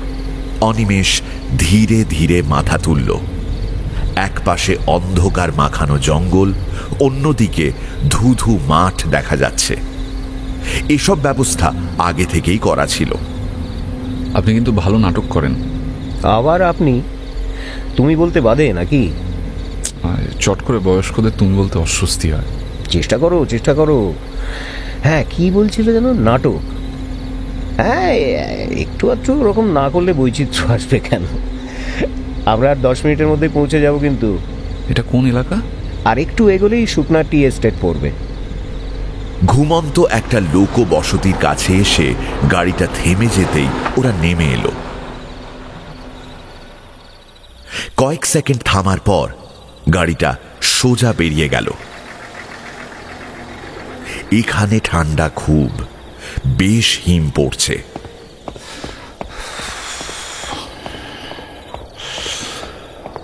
বারিন্দা দ্রুত পায়ে হাঁটছেন। সামনে অনেকগুলো কাঠের বাড়ি। এক নজরে অনিমেষ বুঝল টিম্বার মার্চেন্টদের এলাকা এটা। পেছনের সারির একটা বাড়ির কাছাকাছি যেতেই হঠাৎ অন্ধকার ফুঁড়ে একটা লোক ওদের সামনে এসে দাঁড়ালো। ওদের পথ দেখিয়ে একটা কাঠের সিঁড়ি বেয়ে দোতলায় নিয়ে গেল। দরজাটা ভেজানো ছিল। খুলতেই আলো চোখে পড়ল। ওদের পেছন পেছন অনিমেষ ভেতরে ঢুকল। মাঝখানে একটা লণ্ঠন জ্বলছে। সেটাকে ঘিরে জনা 10 মানুষ বসে আছেন। ওদের দেখে একসঙ্গে বলে উঠলেন, উনি এসেছেন? হ্যাঁ, টেম্পোয় শুইয়ে নিয়ে এলাম। এই হলো অনিমেষ মিত্র, জলপাইগুড়ির স্বর্গ ছেঁড়া চা বাগানের ছেলে। এখন কলকাতা থেকে পাঠানো হয়েছে। নমস্কার। যে দুজন ভদ্রলোক প্রথম কথা বলছিলেন তাদের একজন উঠে এসে ওর 2 হাত জড়িয়ে ধরলেন। আসুন আসুন ভাই, আমরা আপনার জন্য এতক্ষণ অপেক্ষা করছিলাম। শিলিগুড়িতে পৌঁছে গেছেন সে খবর আমরা অবশ্য আগেই পেয়ে গেছি। আপনার তো কলকাতা থেকে আসতে কোনো অসুবিধা হয়নি, মিলিটারি কম্পার্টমেন্টে এসেছেন তো? অনিমেষ অবাক হলো। কলকাতা থেকে সে কিভাবে এসেছে এই খবরও এখানে পৌঁছে গেছে। ভদ্রলোক ওকে মাঝখানে নিয়ে গিয়ে বসালেন। অনিমেষ দেখল ঘরের সবাই খুব সতর্ক চোখে তাকে দেখছে। যেসব মুখ এখানে আছে তাদের সবাই বাঙালি নন, বয়সের পার্থক্যটাও স্পষ্ট। হঠাৎ চোখে পড়ল বারিন এখনো দাঁড়িয়ে আছেন। বারিন্দা বসুন। দূর, ওখানে বসার যোগ্যতা আমার আছে নাকি? সাইনবোর্ড এঁকে খাই, তাই করতে দাও ভাই। তোমাকে পৌঁছে দেওয়ার দায়িত্ব ছিল, দিলাম। আমি এবার চলি। তোমার থাকার ব্যবস্থা এখানেই হবে, তোমার জিনিসপত্র পৌঁছে যাবে ঠিক সময়। চলি ভাই, তোমরা কাজ করো। বারিন আর দাঁড়ালেন না, দ্রুত পায়ে ঘর থেকে বেরিয়ে গেলেন। অনিমেষ বিস্মিত চোখে ওর যাওয়া দেখল। বারিন তাহলে সক্রিয়ভাবে যোগ দেননি, অথচ গোপনে তাদের সাহায্য করছেন। লোকটির প্রতি ওর সমর্থন আরও বেড়ে গেল। একটু পরেই কাজের কথা আরম্ভ হলো। কথা বলতে বলতেই অনিমেষ এদের অনেকের নাম জেনে গেল। মোটামুটি উত্তর বাংলার বিভিন্ন জেলার সক্রিয় কর্মীরা আজকের সভায় উপস্থিত। একজন অবাঙালি ভদ্রলোককে অনিমেষের খুব ভালো লাগলো। আন্দোলনের প্রথম ধাপে এলাকায় এলাকায় আরও বেশি ক্যাডার ছড়িয়ে দিতে হবে। তারা কৃষকদের বোঝাবে, সংগঠিত করবে। যখনই সবুজ সংকেত পাওয়া যাবে তখনই অ্যাকশন শুরু হবে। ওপাশে ফাঁসি দেওয়া নকশালবাড়িতে ক্রমশ আবহাওয়া গরম হয়ে উঠেছে। আমরা শুধু কৃষকদের কথাই বলছি, কিন্তু ভুলে গেলে চলবে না উত্তর বাংলার গরিব মানুষের 60% কৃষিজীবী নয়। এতগুলো চা বাগানে ছড়িয়ে থাকা মদেশিয়া ওরাও মানুষগুলোকে সঙ্গে পাওয়া দরকার। সরাসরি পুলিশ কিংবা মিলিটারিদের সঙ্গে আমরা পেরে উঠব না। গেরিলা যুদ্ধই আমাদের একমাত্র রাস্তা, আর তা করতে হলে কৃষক ছাড়া অন্য শ্রমিকদেরও উৎসাহিত করা দরকার নয় কি? সেটা তো দেখা হয়নি। বিভিন্ন চা বাগানের শ্রমিকরা কংগ্রেসি বা আরএসপি ইউনিয়নের সাথে যুক্ত, সেখানে গিয়ে কাজ করার অসুবিধা আছে। আপনারা এদেশের কমিউনিস্ট পার্টিগুলোর লাইনে কথা বলছেন। সাধারণ মানুষ কি শিশু যে তাদের ললিপপের লোভ দেখিয়ে কাজ করাবেন? এভাবে দেশে বিপ্লব হবে না। উত্তর বাংলার প্রাকৃতিক পরিবেশ এমন যে গেরিলা যুদ্ধের পক্ষে এর চেয়ে ভালো এলাকা পাওয়া যাবে না। চা বাগানগুলো বেশিরভাগ জঙ্গলে ঘেরা এবং একটার থেকে আরেকটা বেশ দূরে দূরে। এই ব্যাপক এলাকায় মিলিটারিকে লুকিয়ে থেকে ব্যতিব্যস্ত করে তোলা সম্ভব। প্রায় 4টে অবধি আলোচনা চলল। অনিমেষের ওপর দায়িত্ব পড়ল চা বাগানগুলো দেখার। এটা যে হবে তা সে কলকাতা থেকেই অনুমান করেছিল। অবাঙালি ভদ্রলোক তাকে এ ব্যাপারে সাহায্য করবেন। অনিমেষ তিস্তার অপর পারে চা বাগানগুলোর শ্রমিক সংগঠনের দায়িত্ব নিল। ভোর হওয়া মাত্র অনিমেষ এবং সেই অবাঙালি ভদ্রলোকও ট্রাক ধরে শিলিগুড়িতে চলে এলো। অনিমেষ জানতে পারল প্রচুর অস্ত্র আসছে সীমান্ত পেরিয়ে। পাকিস্তানের সঙ্গে যুদ্ধের সময় যেসব অস্ত্র চোরাই পথে এসেছিল সেগুলো সংগ্রহ করা হচ্ছে। অনিমেষ ভাবছিল, এসবই ঠিক, অস্ত্র প্রচুর থাকতে পারে, কিন্তু সেগুলো যারা ব্যবহার করবে সেই মানুষগুলোকে অবিলম্বে তৈরি করা দরকার।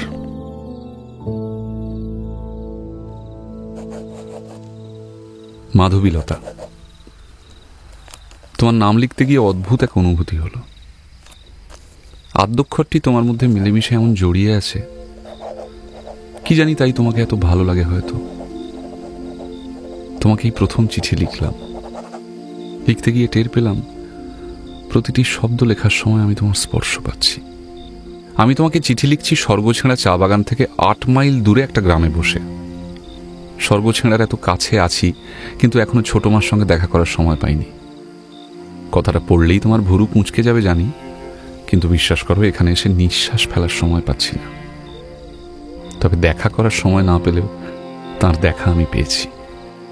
সেদিন গাড়িটা ডুডুয়া নদী পার হয়ে আংরা ভাষার ওপর দিয়ে রাস্তাটা বাঁক নিয়ে যখন চা বাগানের শরীর জড়িয়ে আমার বুকের মধ্যে মিশে থাকা কোয়ার্টারগুলো সামনে দিয়ে চলে আসছে, তখন দেখলাম ছোট মা আমাদের সেই বাড়িটার সিঁড়িতে দাঁড়িয়ে দূরের দিকে তাকিয়ে কি যেন দেখছে।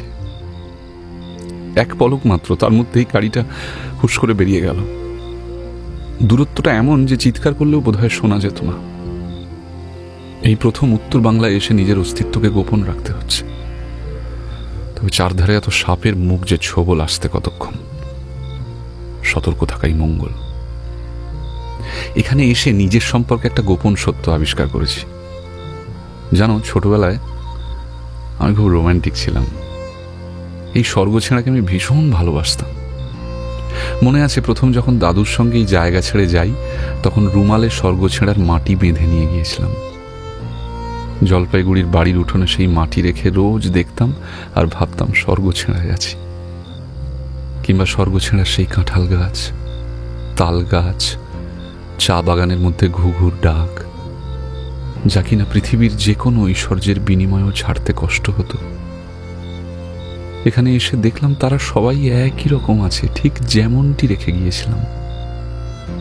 কিন্তু আমি আমার সেই মনটাকে কিংবা চোখটাকে হারিয়ে ফেলেছি। সময়ের সঙ্গে সঙ্গে, সমস্যার সঙ্গে সঙ্গে জীবনটা বড় দ্রুত পাল্টে যায়, দৃষ্টিও।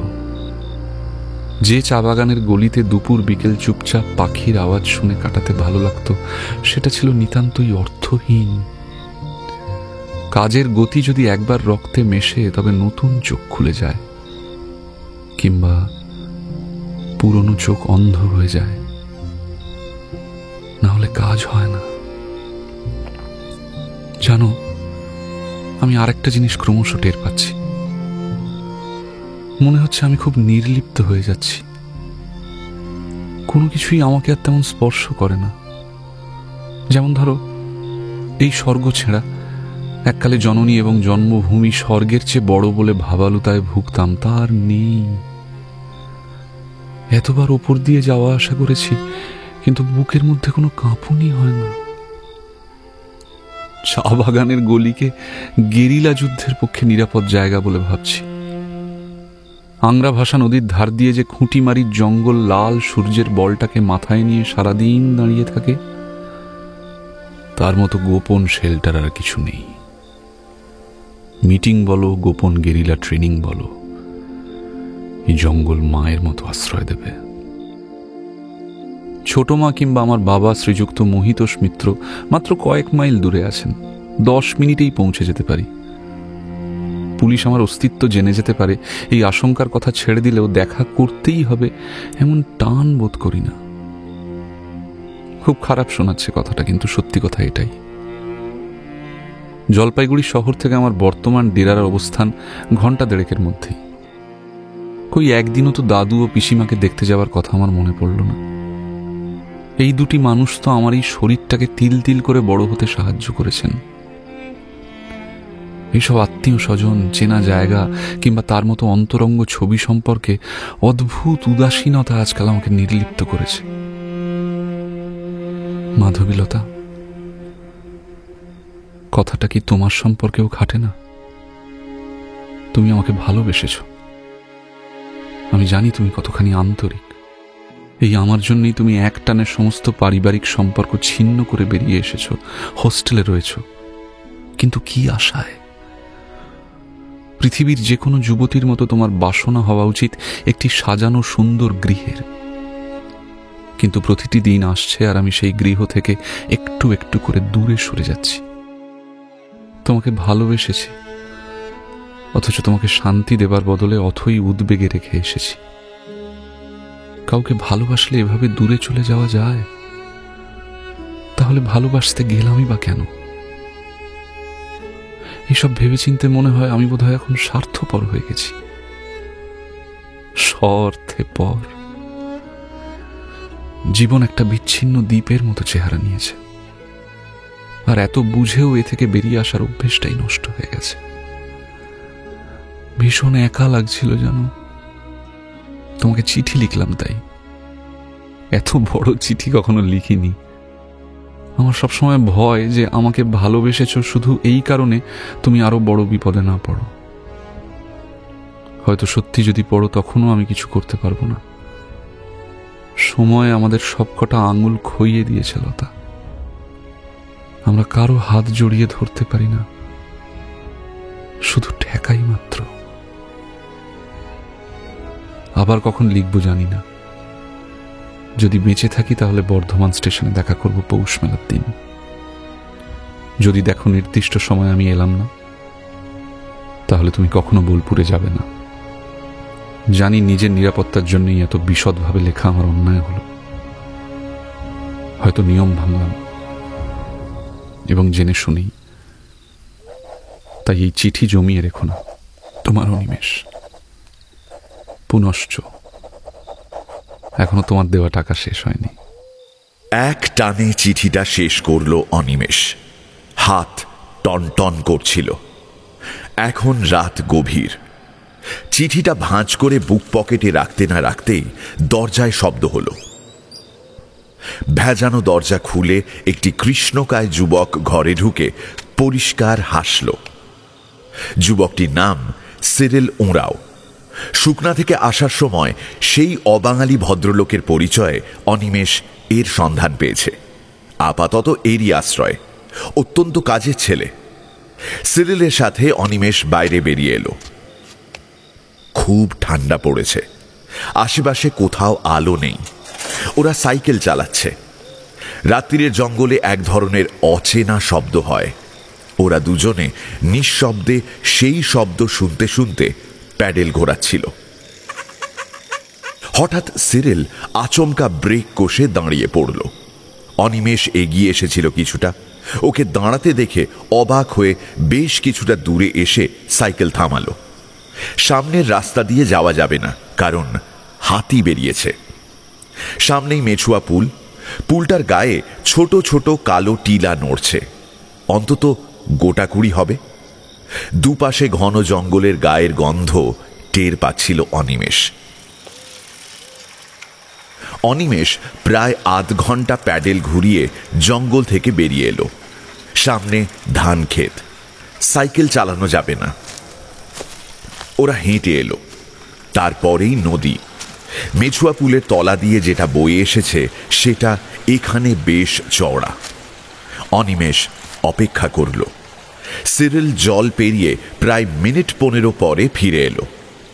সিরিলের সঙ্গে যে মানুষটি রয়েছে তাকে অনিমেষ খুব ভালো করে চেনে। জুলিয়ান। সে অনিমেষের দিকে হাত বাড়িয়ে দিল। কেমন আছেন? চলছে। আমাকে চিনতে পেরেছেন মনে হচ্ছে। নিশ্চয়ই। আমি কিন্তু খবরটা পেয়ে খুব অবাক হয়ে গিয়েছিলাম। সন্দেহ ছিল আপনি হয়তো চিনতে পারবেন না। অনেক বছর আগে সামান্য সময়ের জন্য আমাদের দেখা হয়েছিল। জুলিয়ানের পেছনে ওরা সাইকেল নিয়ে হাঁটছিল। যেতে যেতে জুলিয়ান বললেন, আপনি এখানে এসেছেন খবর পেয়েছিলাম, কিন্তু দিনে দুপুরে আপনার সঙ্গে দেখা করতে গেলে আপনার গোপনীয়তা থাকতো না, তাই এই ব্যবস্থা। আসলে আমার উপর ভালোই নজর রাখা হয়েছে। কথা বলতে বলতে ওরা একটা বসতি এলাকায় চলে এসেছিল।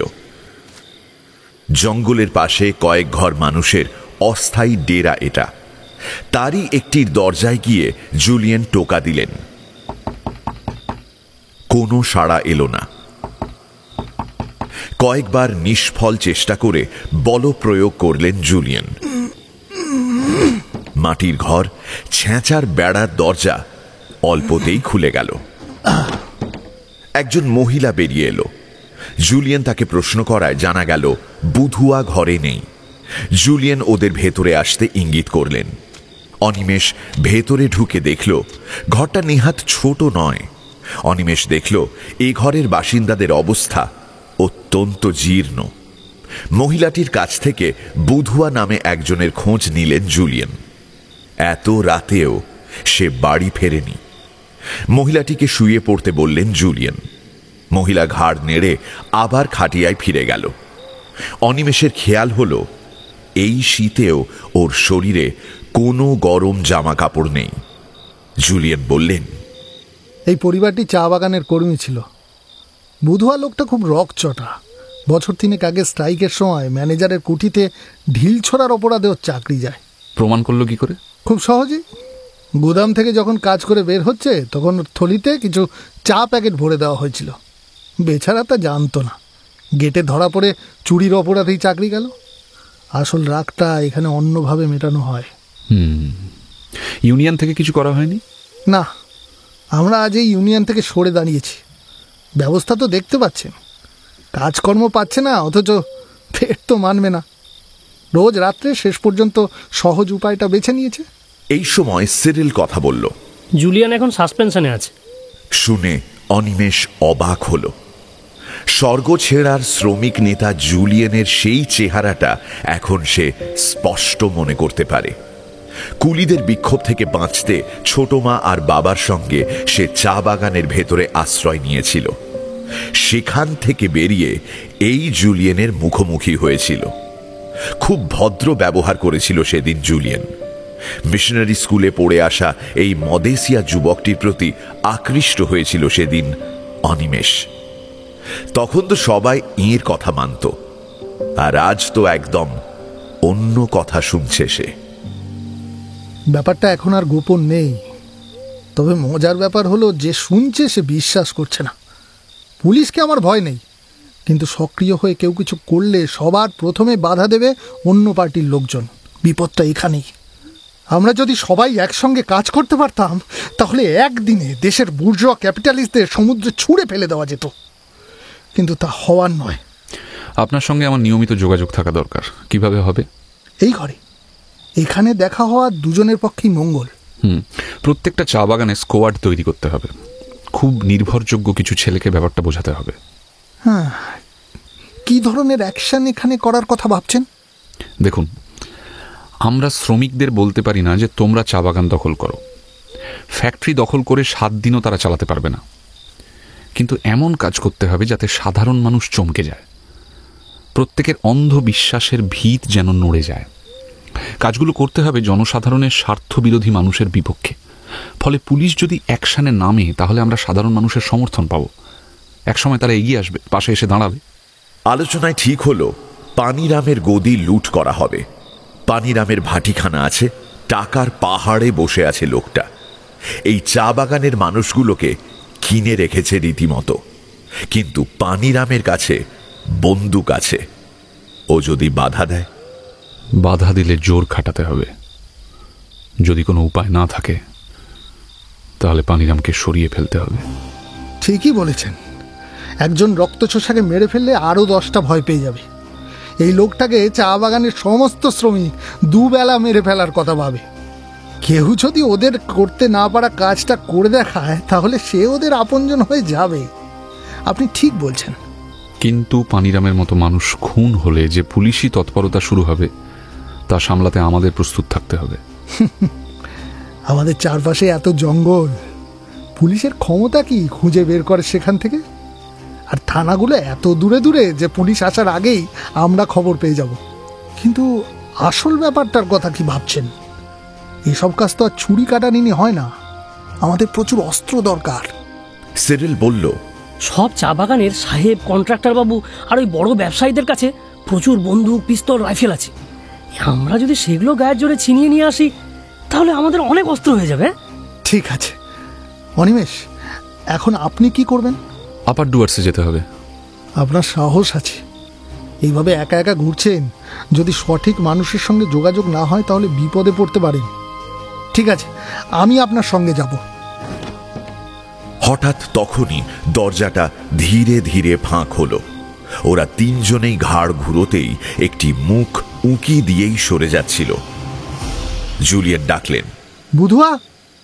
কিছুক্ষণ চুপচাপ। তারপর একটি মানুষ আরশোলার মতো হেঁটে এলো ভেতরে। অনিমেষ দেখল লোকটার কপাল থেকে রক্ত বের হচ্ছে, হাতে একটা বোঁচকা। এই লোকটাই চুরি করতে গিয়েছিল। মাথা ফাটলো কি করে? বুধুয়া মুখ নিচু করল।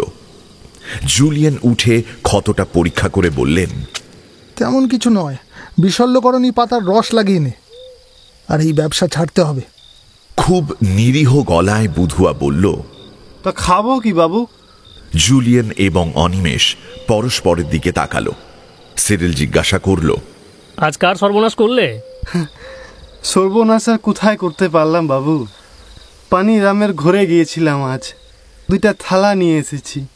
নামটা উচ্চারণ করা মাত্র অনিমেষরা চমকে উঠল। ওরা খোলা আকাশে নিচে বেরিয়ে এলো। কিছুক্ষণ হেঁটে জুলিয়ান বিদায় নেবার জন্য দাঁড়ালেন।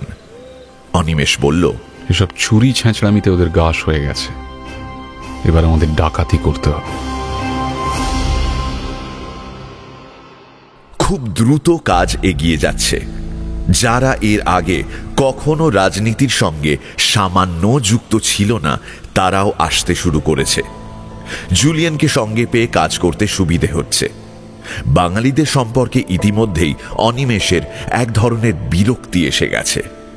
তারা যেন নেতা হতেই জন্মেছেন। দলে যে কজন এসেছেন তারা শুধু নানান ধরনের যুক্তি তুলে জ্ঞান দিতে চান। কাজ করবার খুব একটা উদ্যম তাঁদের মধ্যে দেখা যায় না। শিলিগুড়ির সঙ্গে অনিমেষের নিয়মিত যোগাযোগ আছে। বড় বড় নেতাদের সঙ্গে আলাপ হয়েছে। এদিকে নির্বাচনে এগিয়ে এসেছে। অনিমেষদের দল নির্বাচন বয়কট করার ব্যাপারে দৃঢ় প্রতিজ্ঞ। যদিও নির্বাচনকে প্রতিরোধ করার কোনো নির্দেশ এখনো পর্যন্ত পার্টি থেকে আসেনি। বিভিন্ন পার্টি থেকে অনিমেষদের হঠকারী, উগ্রপন্থী ইত্যাদি বিশেষণ দেওয়া হলেও সরাসরি সংঘর্ষে এখনো ওরা লিপ্ত হয়নি। কিন্তু হাওয়া গরম হয়ে উঠছে দ্রুত। এই সঙ্গে আর একটা সমস্যা মাথা চাড়া দিচ্ছে। যেসব ছেলেকে ওরা দলে টানছে তাদের কোনো কাজ না দিয়ে কতদিন আর চুপচাপ বসিয়ে রাখা যায়? মার্ক্সবাদের ব্যাখ্যা বা গেরিলা যুদ্ধের প্রকরণ শোনার মতো মানসিক ধৈর্য এদের নেই। শুধু ডুয়ার্স কেন, সারা পশ্চিম বাংলায় পার্টিতে এই ধরনের হুলিগান ঢুকছে। কিন্তু যে জিনিসটা অনিমেষকে ভীষণ বিচলিত করছিল তা হলো বিভিন্ন জায়গায় ছোট ছোট দল গঠন করার মধ্যেই তাদের সময় ব্যয় হয়ে যাচ্ছিল। সাধারণ মানুষের সঙ্গে এখনো অবধি কোনো যোগাযোগ করা যায়নি। দেশে বিপ্লব দরকার। কেন দরকার, কিভাবে সেটা সম্ভব, এই সব কথা যাদের বোঝাতে হবে তাদের কাছে এখনো পৌঁছানো যায়নি। জুলিয়ানের ওপর সমস্ত ভার দিয়ে অনিমেষ বোলপুরে ট্রেনে চাপল। বারোয়ারি কামরায় উঠল সবার নজর এড়াবার জন্যই। শিলিগুড়ি থেকে অনেকেই যাচ্ছে বোলপুরে। যতটা সম্ভব পরস্পরের থেকে বিচ্ছিন্ন হয়ে যাওয়া, কারণ বোলপুরের মিটিং অত্যন্ত গোপনে হচ্ছে। প্রথমে বসার জায়গা পায়নি অনিমেষ। শেষে একটা বাঙ্কের ওপরে বাবু হয়ে বসতে পারল এক সময়। এবং এই ট্রেনের দুলুনিতে হঠাৎ মনে হলো খুব ক্লান্ত লাগছে। আর তখনই মনে হলো এতদিন এখানে রইল, অথচ সে স্বর্গছেড়া বা জলপাইগুড়ির বাড়িতে যায়নি। অনিমেষ খবর পেয়েছে মহিতোষ জেনে গেছেন সে উত্তর বাংলায় আছে। খবরটা ওকে বিয়োহল করে দেবে। বাবার জন্য অনিমেষের খারাপ লাগছিল। হয়তো জ্যাঠামশাইকে দাদু যেভাবে ত্যায্যপুত্র করেছিলেন সেইভাবে তার সঙ্গে সম্পর্ক ছিন্ন করবেন। পাশাপাশি শরীৎ শেখরের মুখ মনে পড়লে অনিমেষের কিন্তু অস্বস্তি হয় না। সে যে সব ছেড়ে ছুড়ে সক্রিয় রাজনীতির অনিশ্চয়তায় ঝাঁপিয়ে পড়েছে, এই খবর মোটেই শরীৎ শেখরকে চিন্তিত করবে না। অনিমেষ এই রাতে ট্রেনে একা একা যেতে যেতে শুধু একজনের জন্য অস্বস্তি অনুভব করছিল। মাধবীলতা তাকে ভালোবাসে এবং তার মূল্য দিতে একটুও পিছপা নয়। অথচ অনিমেষের সঙ্গে জড়িয়েও সে আড়ালে আড়ালে থাকছে। একটি মানুষকে নিঃশর্তে ভালোবেসে মাধবীলতারা সারা জীবন অপেক্ষা করতে পারে। কিন্তু উত্তর বাংলায় দিন রাত এই অনিশ্চিত উত্তেজনায় কাটিয়ে আজ অনিমেষের মনে হচ্ছিল মাধবীলতাকে মুক্তি দেওয়া দরকার। মাধবীলতাকে কখনো বিয়ে করতে পারবে কিনা তা সে জানে না। শুধু শুধু মেয়েটাকে কষ্ট দিয়ে কি লাভ? অনিমেষ জানে ভালো করে বুঝিয়ে বললেও মাধবীলতার কোনো পরিবর্তন হবে না।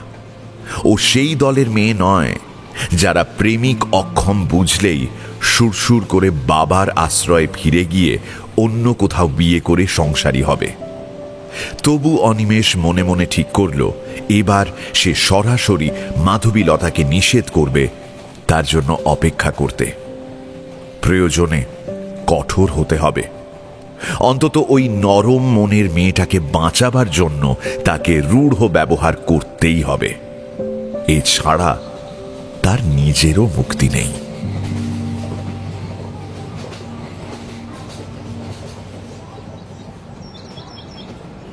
ট্রেন এসে বর্ধমানে থামল। প্ল্যাটফর্মে দাঁড়াবার পরও কিছুক্ষণ বসে রইল সে।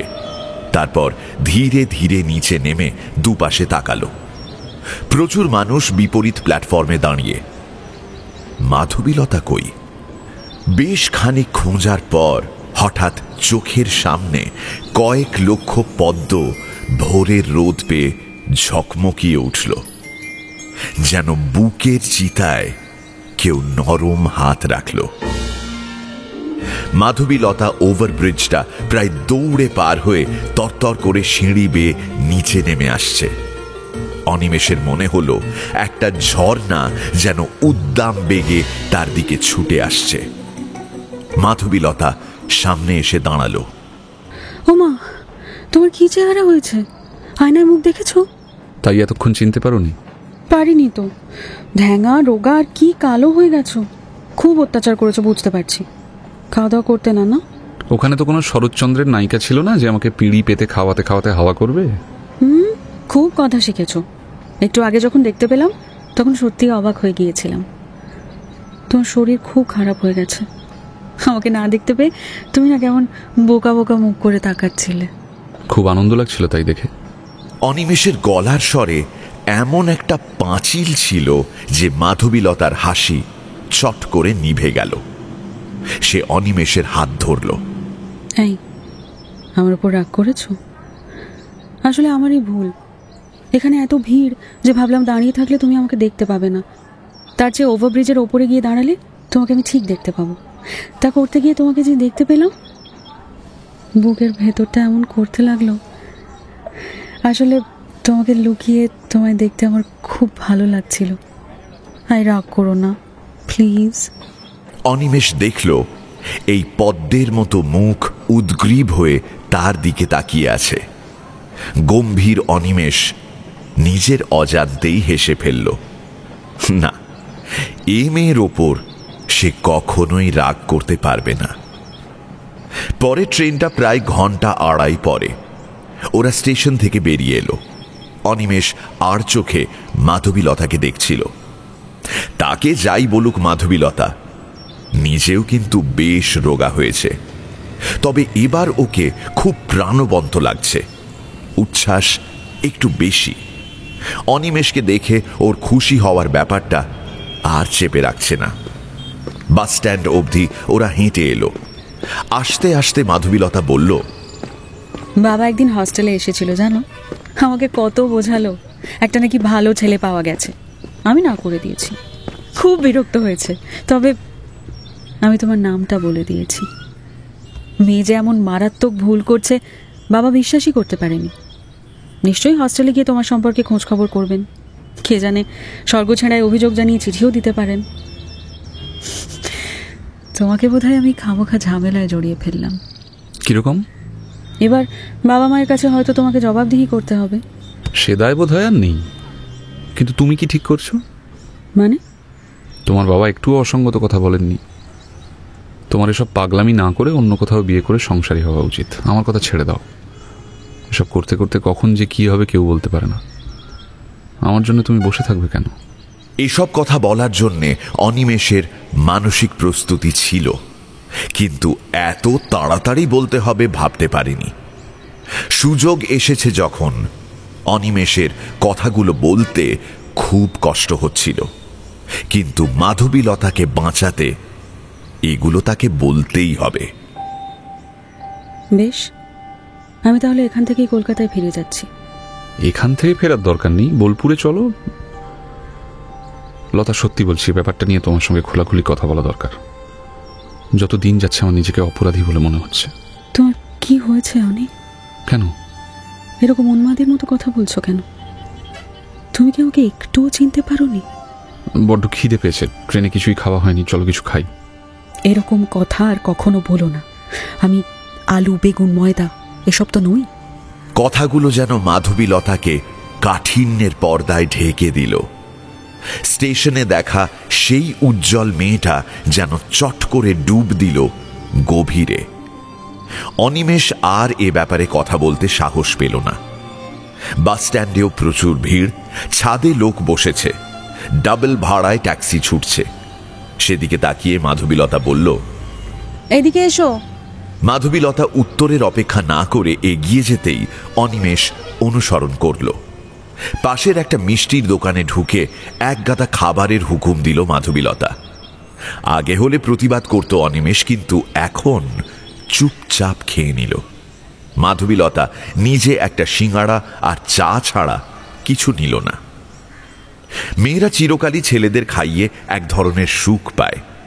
ব্যাপারটা শরৎচন্দ্র মার্কা সুখ বলে ঠাট্টা করত অনিমেষ, কিন্তু এই মুহূর্তে এসব কথা বলতে বাধল তার। এখন মাধবীলতার মুখের দিকে তাকালে একটা ঠান্ডা স্রোতের স্পর্শ পাচ্ছিল সে।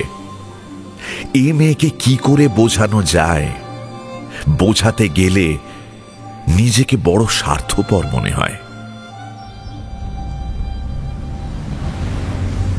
কোন রকমে একটা প্রাইভেট ট্যাক্সিতে জায়গা পেয়ে গেল ওরা। ড্রাইভার তার পাশে 4 জনকে বসিয়েছে। অস্বস্তিতে দম বন্ধ হবার জোগাড়, কিন্তু কোনো উপায় নেই। মাধবীলতা জানালার পাশে বসলেও তার শরীরের চাপ অনিমেষের ওপর। ধুলোর ঝড় উড়িয়ে ট্যাক্সিটা বর্ধমান ছাড়িয়ে বীরভূমে ঢুকল। মাধবীলতা নিচু গলায় বলল, তোমার না মাথায় কোনো বুদ্ধি নেই। সে তো জানা কথাই, কিন্তু হঠাৎ মনে পড়লো কেন? আমি যদি সরাসরি বোলপুরে গিয়ে নামতাম আর তুমি যদি এত দূর এগিয়ে না আসতে, তাহলে এত ঝামেলা পোহাতেই হতো না। সাবধানের মার নেই বলে একটা কথা আছে। তোমার সবেতেই বাড়াবাড়ি। পুলিশ যেন তোমাকেই খুঁজে বেড়াচ্ছে। বোলপুরের মাটিতে নামতেই পৌষ মেলার গন্ধ পাওয়া গেল। প্রধানমন্ত্রী আজ নাকি ভাষণ টাষণ দিয়ে গেছেন। স্বাভাবিকভাবেই পুলিশের তৎপরতা এখন বেশি হবে। আর মাধবীলতা বাস স্ট্যান্ড ছাড়িয়ে একটু দূরে দাঁড়িয়ে চারদিকে চোখ রাখছিল। রোদের তেমন তেজ নেই এখন, কিন্তু এই মুহূর্তে ভালো করে স্নান সেরে খেতে ইচ্ছে করছে। মাধবীলতা বলল, মেলা তো রাত্রিরে, এখন তো কোথাও গিয়ে উঠতে হবে। চলো দেখি। হোটেলে জায়গা পাওয়া যাবে? এখানে দাঁড়িয়ে থাকলে তো পাওয়া যাবে না। অনিমেষ একটা রিক্সাওয়ালাকে ডাকল। পৌষ মেলার জন্য প্রচন্ড ভিড়, কোথাও ঘর খালি নেই। মাধবীলতার অনুরোধে রিক্সাওয়ালা একটা ব্যবস্থা করে দিল। ওরা রিক্সা করে শ্রীনিকেতনের রাস্তায় এলো। প্রায় মিনিট 10 ফাঁকা মাঠের মধ্যে দিয়ে যাওয়ার পর ডান দিকে একটা মাটির রাস্তায় ঢুকে রিক্সাওয়ালা ওদের বসে থাকতে বলে একটা বাড়ির গেট খুলে ভেতরে ঢুকে গেল। তারপর ফিরে এসে জানালো যে বাড়ির মালির সঙ্গে কথা হয়ে গেছে। এ বাড়ির মালিক বোম্বেতে থাকেন, এবার আসবেন না তাঁরা। অনিমেষদের জন্য একটা ঘর খুলে দেওয়া হবে, 30 টাকা ভাড়া। শুধু একটাই ব্যাপার, জানালা খোলা যাবে না, কারণ আশেপাশের সবাই জানে এখানে কেউ থাকে না। জানালা খুললে পাশের বাড়ির লোক টের পেয়ে গেলে মালিকের কানে যাবে। অনিমেষরা বাড়ির ভেতর ঢুকল। বেশ বড় বাড়ি। মালি সিঁড়ি দিয়ে ওপরে উঠে একটা দরজা খুলে ওদের ঘর দেখিয়ে দিল। ওই অনিমেষদের খাবার ব্যবস্থা করে দেবে বলল। বাড়ির মালিক আসেন না? আসেন, তবে এবার আসবেন না। কিন্তু কেউ যদি তার হয়ে আসেন তাহলে চুপচাপ আপনাদেরকে চলে যেতে হবে। মালি টাকা নিয়ে দরজা ভেজিয়ে চলে গেল। হঠাৎ অনিমেষের মনে হলো এই বড় বাড়িটার বন্ধ ঘরে সে আর মাধবীলতা ছাড়া আর কেউ নেই। সংকোচ কাটাতে সে উঠে দাঁড়িয়ে বলল, কেমন বন্দি বন্দি লাগছে নিজেকে না? মাধবীলতা তখন হাতের ঘড়ি খুলে টেবিলে রাখছিল। এদিকে মুখ ফিরিয়ে বলল, কার বাড়িতে কারা এলো? লোকটা বোধহয় মাঝে মাঝেই ঘরটা ভাড়া দেয়। কি করে বুঝলে? অনিমেষ এগিয়ে এলো।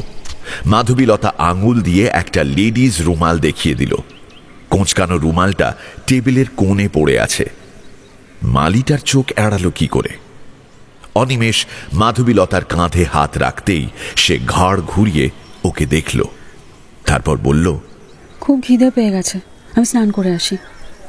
স্নান করে ওরা বেরোলো।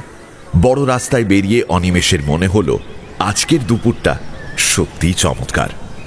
পৌষ মেলার জন্য বেশ উৎসবের মেজাজ এখন শান্তিনিকেতনে। শ্রীনিকেতন থেকে যে রাস্তাটা সোজা শান্তিনিকেতনের ভেতরে চলে গেছে, ওরা সেই পথ ধরল। বেশ ভিড় এখানেই। পাশাপাশি হাঁটতে মাধবীলতা বলল, দারুণ। কি দারুণ? জায়গাটা। তাই বলো। কেন, তুমি কি ভেবেছিলে? আমি তো অনেক রকম ভেবে থাকি, সেগুলো তো আর সত্যি হয় না। যেমন ধরো, আজ দুপুরে তোমার সঙ্গে ঘরে বসে গল্প করব ভেবেছিলাম, কিন্তু তুমি যেমন করে বাইরে আসার জন্য ছটফট করছিলে, তাতে নিজেকে রাক্ষস টাক্ষস মনে হচ্ছিল। তুমি না কিচ্ছু বোঝো না। বুঝি না? না, আমরা যদি সারা দুপুর ঘরে বসে থাকতাম, তাহলে দারোয়ানটা যা অনুমান করেছিল তাই সত্যি ভাবতো। আমরা যেখানে বেড়াতে এসেছি, ঘরে বসে থাকতে নয়, এটা ওকে বোঝানোর দরকার ছিল। যা চলে, ও যে আমাদের সম্পর্কে এত ভাবছে সেটা তুমি জানলে কি করে? আমরা যখন রিক্সা ছেড়ে দিলাম, তখন থেকে লোকটা আমার মাথার দিকে তাকাচ্ছিল। যে কেউ বুঝতে পারবে আমি বিবাহিতা নই। সিঁদুরের কথা বলছো? কেন, আমরা তো খ্রিস্টানও হতে পারি। বাজে বকো না, বিবাহিতা মেয়েদের চেহারা দেখলেই বোঝা যায়। সারাটা দুপুর ওরা শান্তিনিকেতন দেখল। আজ খুব ভিড়, বেশিরভাগ ঘর বাড়ির দরজা বন্ধ, কিন্তু ছড়িয়ে থাকা ভাস্কর্য, মাঠঘাট, ছাতিমতলা, শ্যামলী অথবা রবীন্দ্রনাথের স্মৃতি সংগ্রহশালা দেখতে দেখতে সময়টা কখন যেন ফুরিয়ে গেল। জানো, আমি এই প্রথম এলাম এখানে। আমাদের জন্য কেউ এত সুন্দর একটা জায়গা তৈরি করে গিয়েছিলেন। পড়াশুনো শুধু ভালোবাসা থাকলে কতটা আন্তরিক হতে পারে, এখানে না এলে বুঝতাম না। অথচ দেখো, ছেলেবেলা থেকে আমরা গল্প শুনতাম এখানকার ছেলেরা নাকি মেয়েলি, এই গরু সরে যা বলে। অথচ এখানে এসে একজনও তো তেমন চোখে পড়লো না। আমার কিন্তু এখানে এসে একটা লাভ হয়েছে। কি? তোমাকে। মানে? মানে তুমি যতই বিপ্লবের কথা বলো, দেশের সামাজিক রাজনৈতিক পরিবর্তন চাও, আসলে ভেতরে ভেতরে তুমি খুব রোম্যান্টিক। কি করে বুঝলে? রবীন্দ্রনাথের কথা বলতে গেলে তোমার মুখ চোখ অন্যরকম হয়ে যায়, আমি দেখেছি। যা কিছু সচল তাই তো বিপ্লবের অবলম্বন। জড় পদার্থ কখনো বিপ্লব করতে পারে না। প্রকৃত বিপ্লবী যে, সে কিন্তু মনে মনে ভীষণ রোম্যান্টিক। রোম্যান্স মানে জানো তো? সুন্দরের প্রতি আকাঙ্ক্ষা এবং অজানাকে জানতে চাওয়া। বাহ, গুড। এরকম সুন্দরী মহিলাকে যখন জানতে চেয়েছি, তখন অবশ্যই আমাকে রোম্যান্টিক বলা যায়। আমি মোটেই সুন্দরী নই, আর তোমাদের জানার আগ্রহটা একবার মিটে গেলেই তো প্রয়োজন ফুরিয়ে গেল। সেটা যাকে জানতে যাচ্ছি তার বিশালতার উপর নির্ভর করে। এখন বেশ ঠান্ডা ঠান্ডা ভাব বাতাসে। বিকেল ফুরিয়ে আসছে। সারা দুপুর ধুলো মেখে শরীর বেশ ক্লান্ত। কোঅপারেটিভের সামনের মাঠটা বাসে বাসে ভর্তি। অনিমেষরা কোঅপারেটিভের সামনে এসে দাঁড়াতেই আলো জ্বলে উঠল। তেরাস্তার মোড় এটা। কোনো খবর থাকলে এই সময়ে এখানে সেটা পাওয়ার কথা। মাধবীলতা জিজ্ঞাসা করল, এখানে দাঁড়িয়ে কি করছো? চলো মেলায় যাই। মেলা তো সারা রাত ধরে চলবে, একটু জিরিয়ে যাই, পা ব্যথা করছে। বাবা, এইটুকু হেঁটেই পা ব্যথা? তাহলে চলো কোথাও বসি। অনিমেষ এখন এই জায়গা ছেড়ে যেতে রাজি নয়, অথচ সে কথা মাধবীলতাকে বলাও যাচ্ছে না।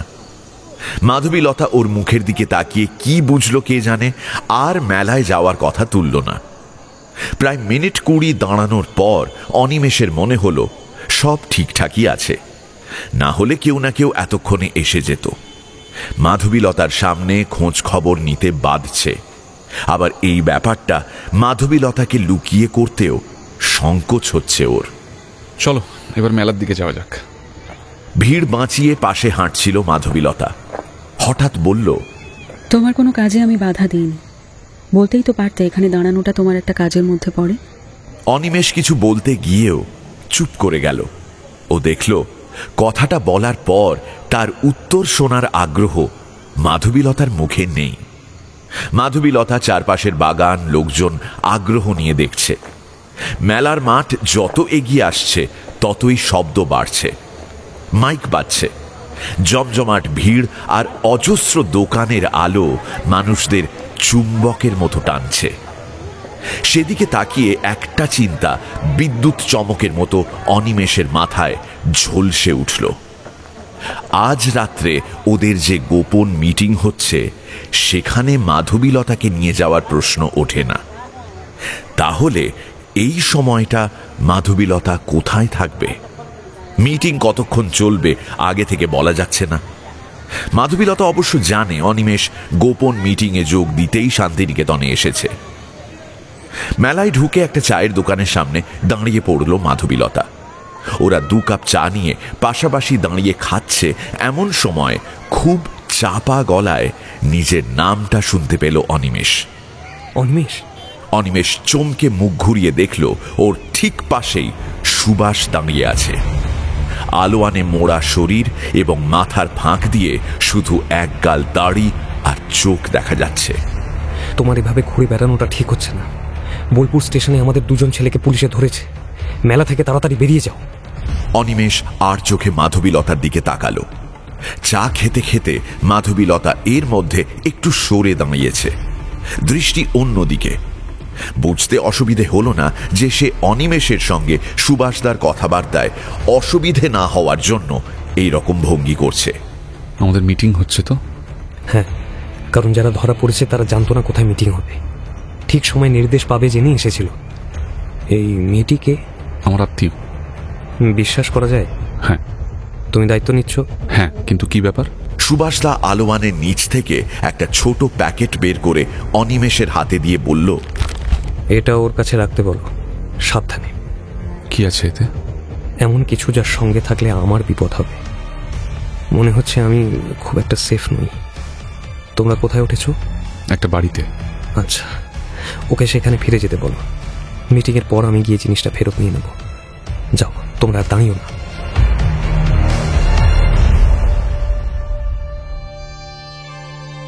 এখনকার মতো গপ্প মিলে ঠেকের সময় শেষ।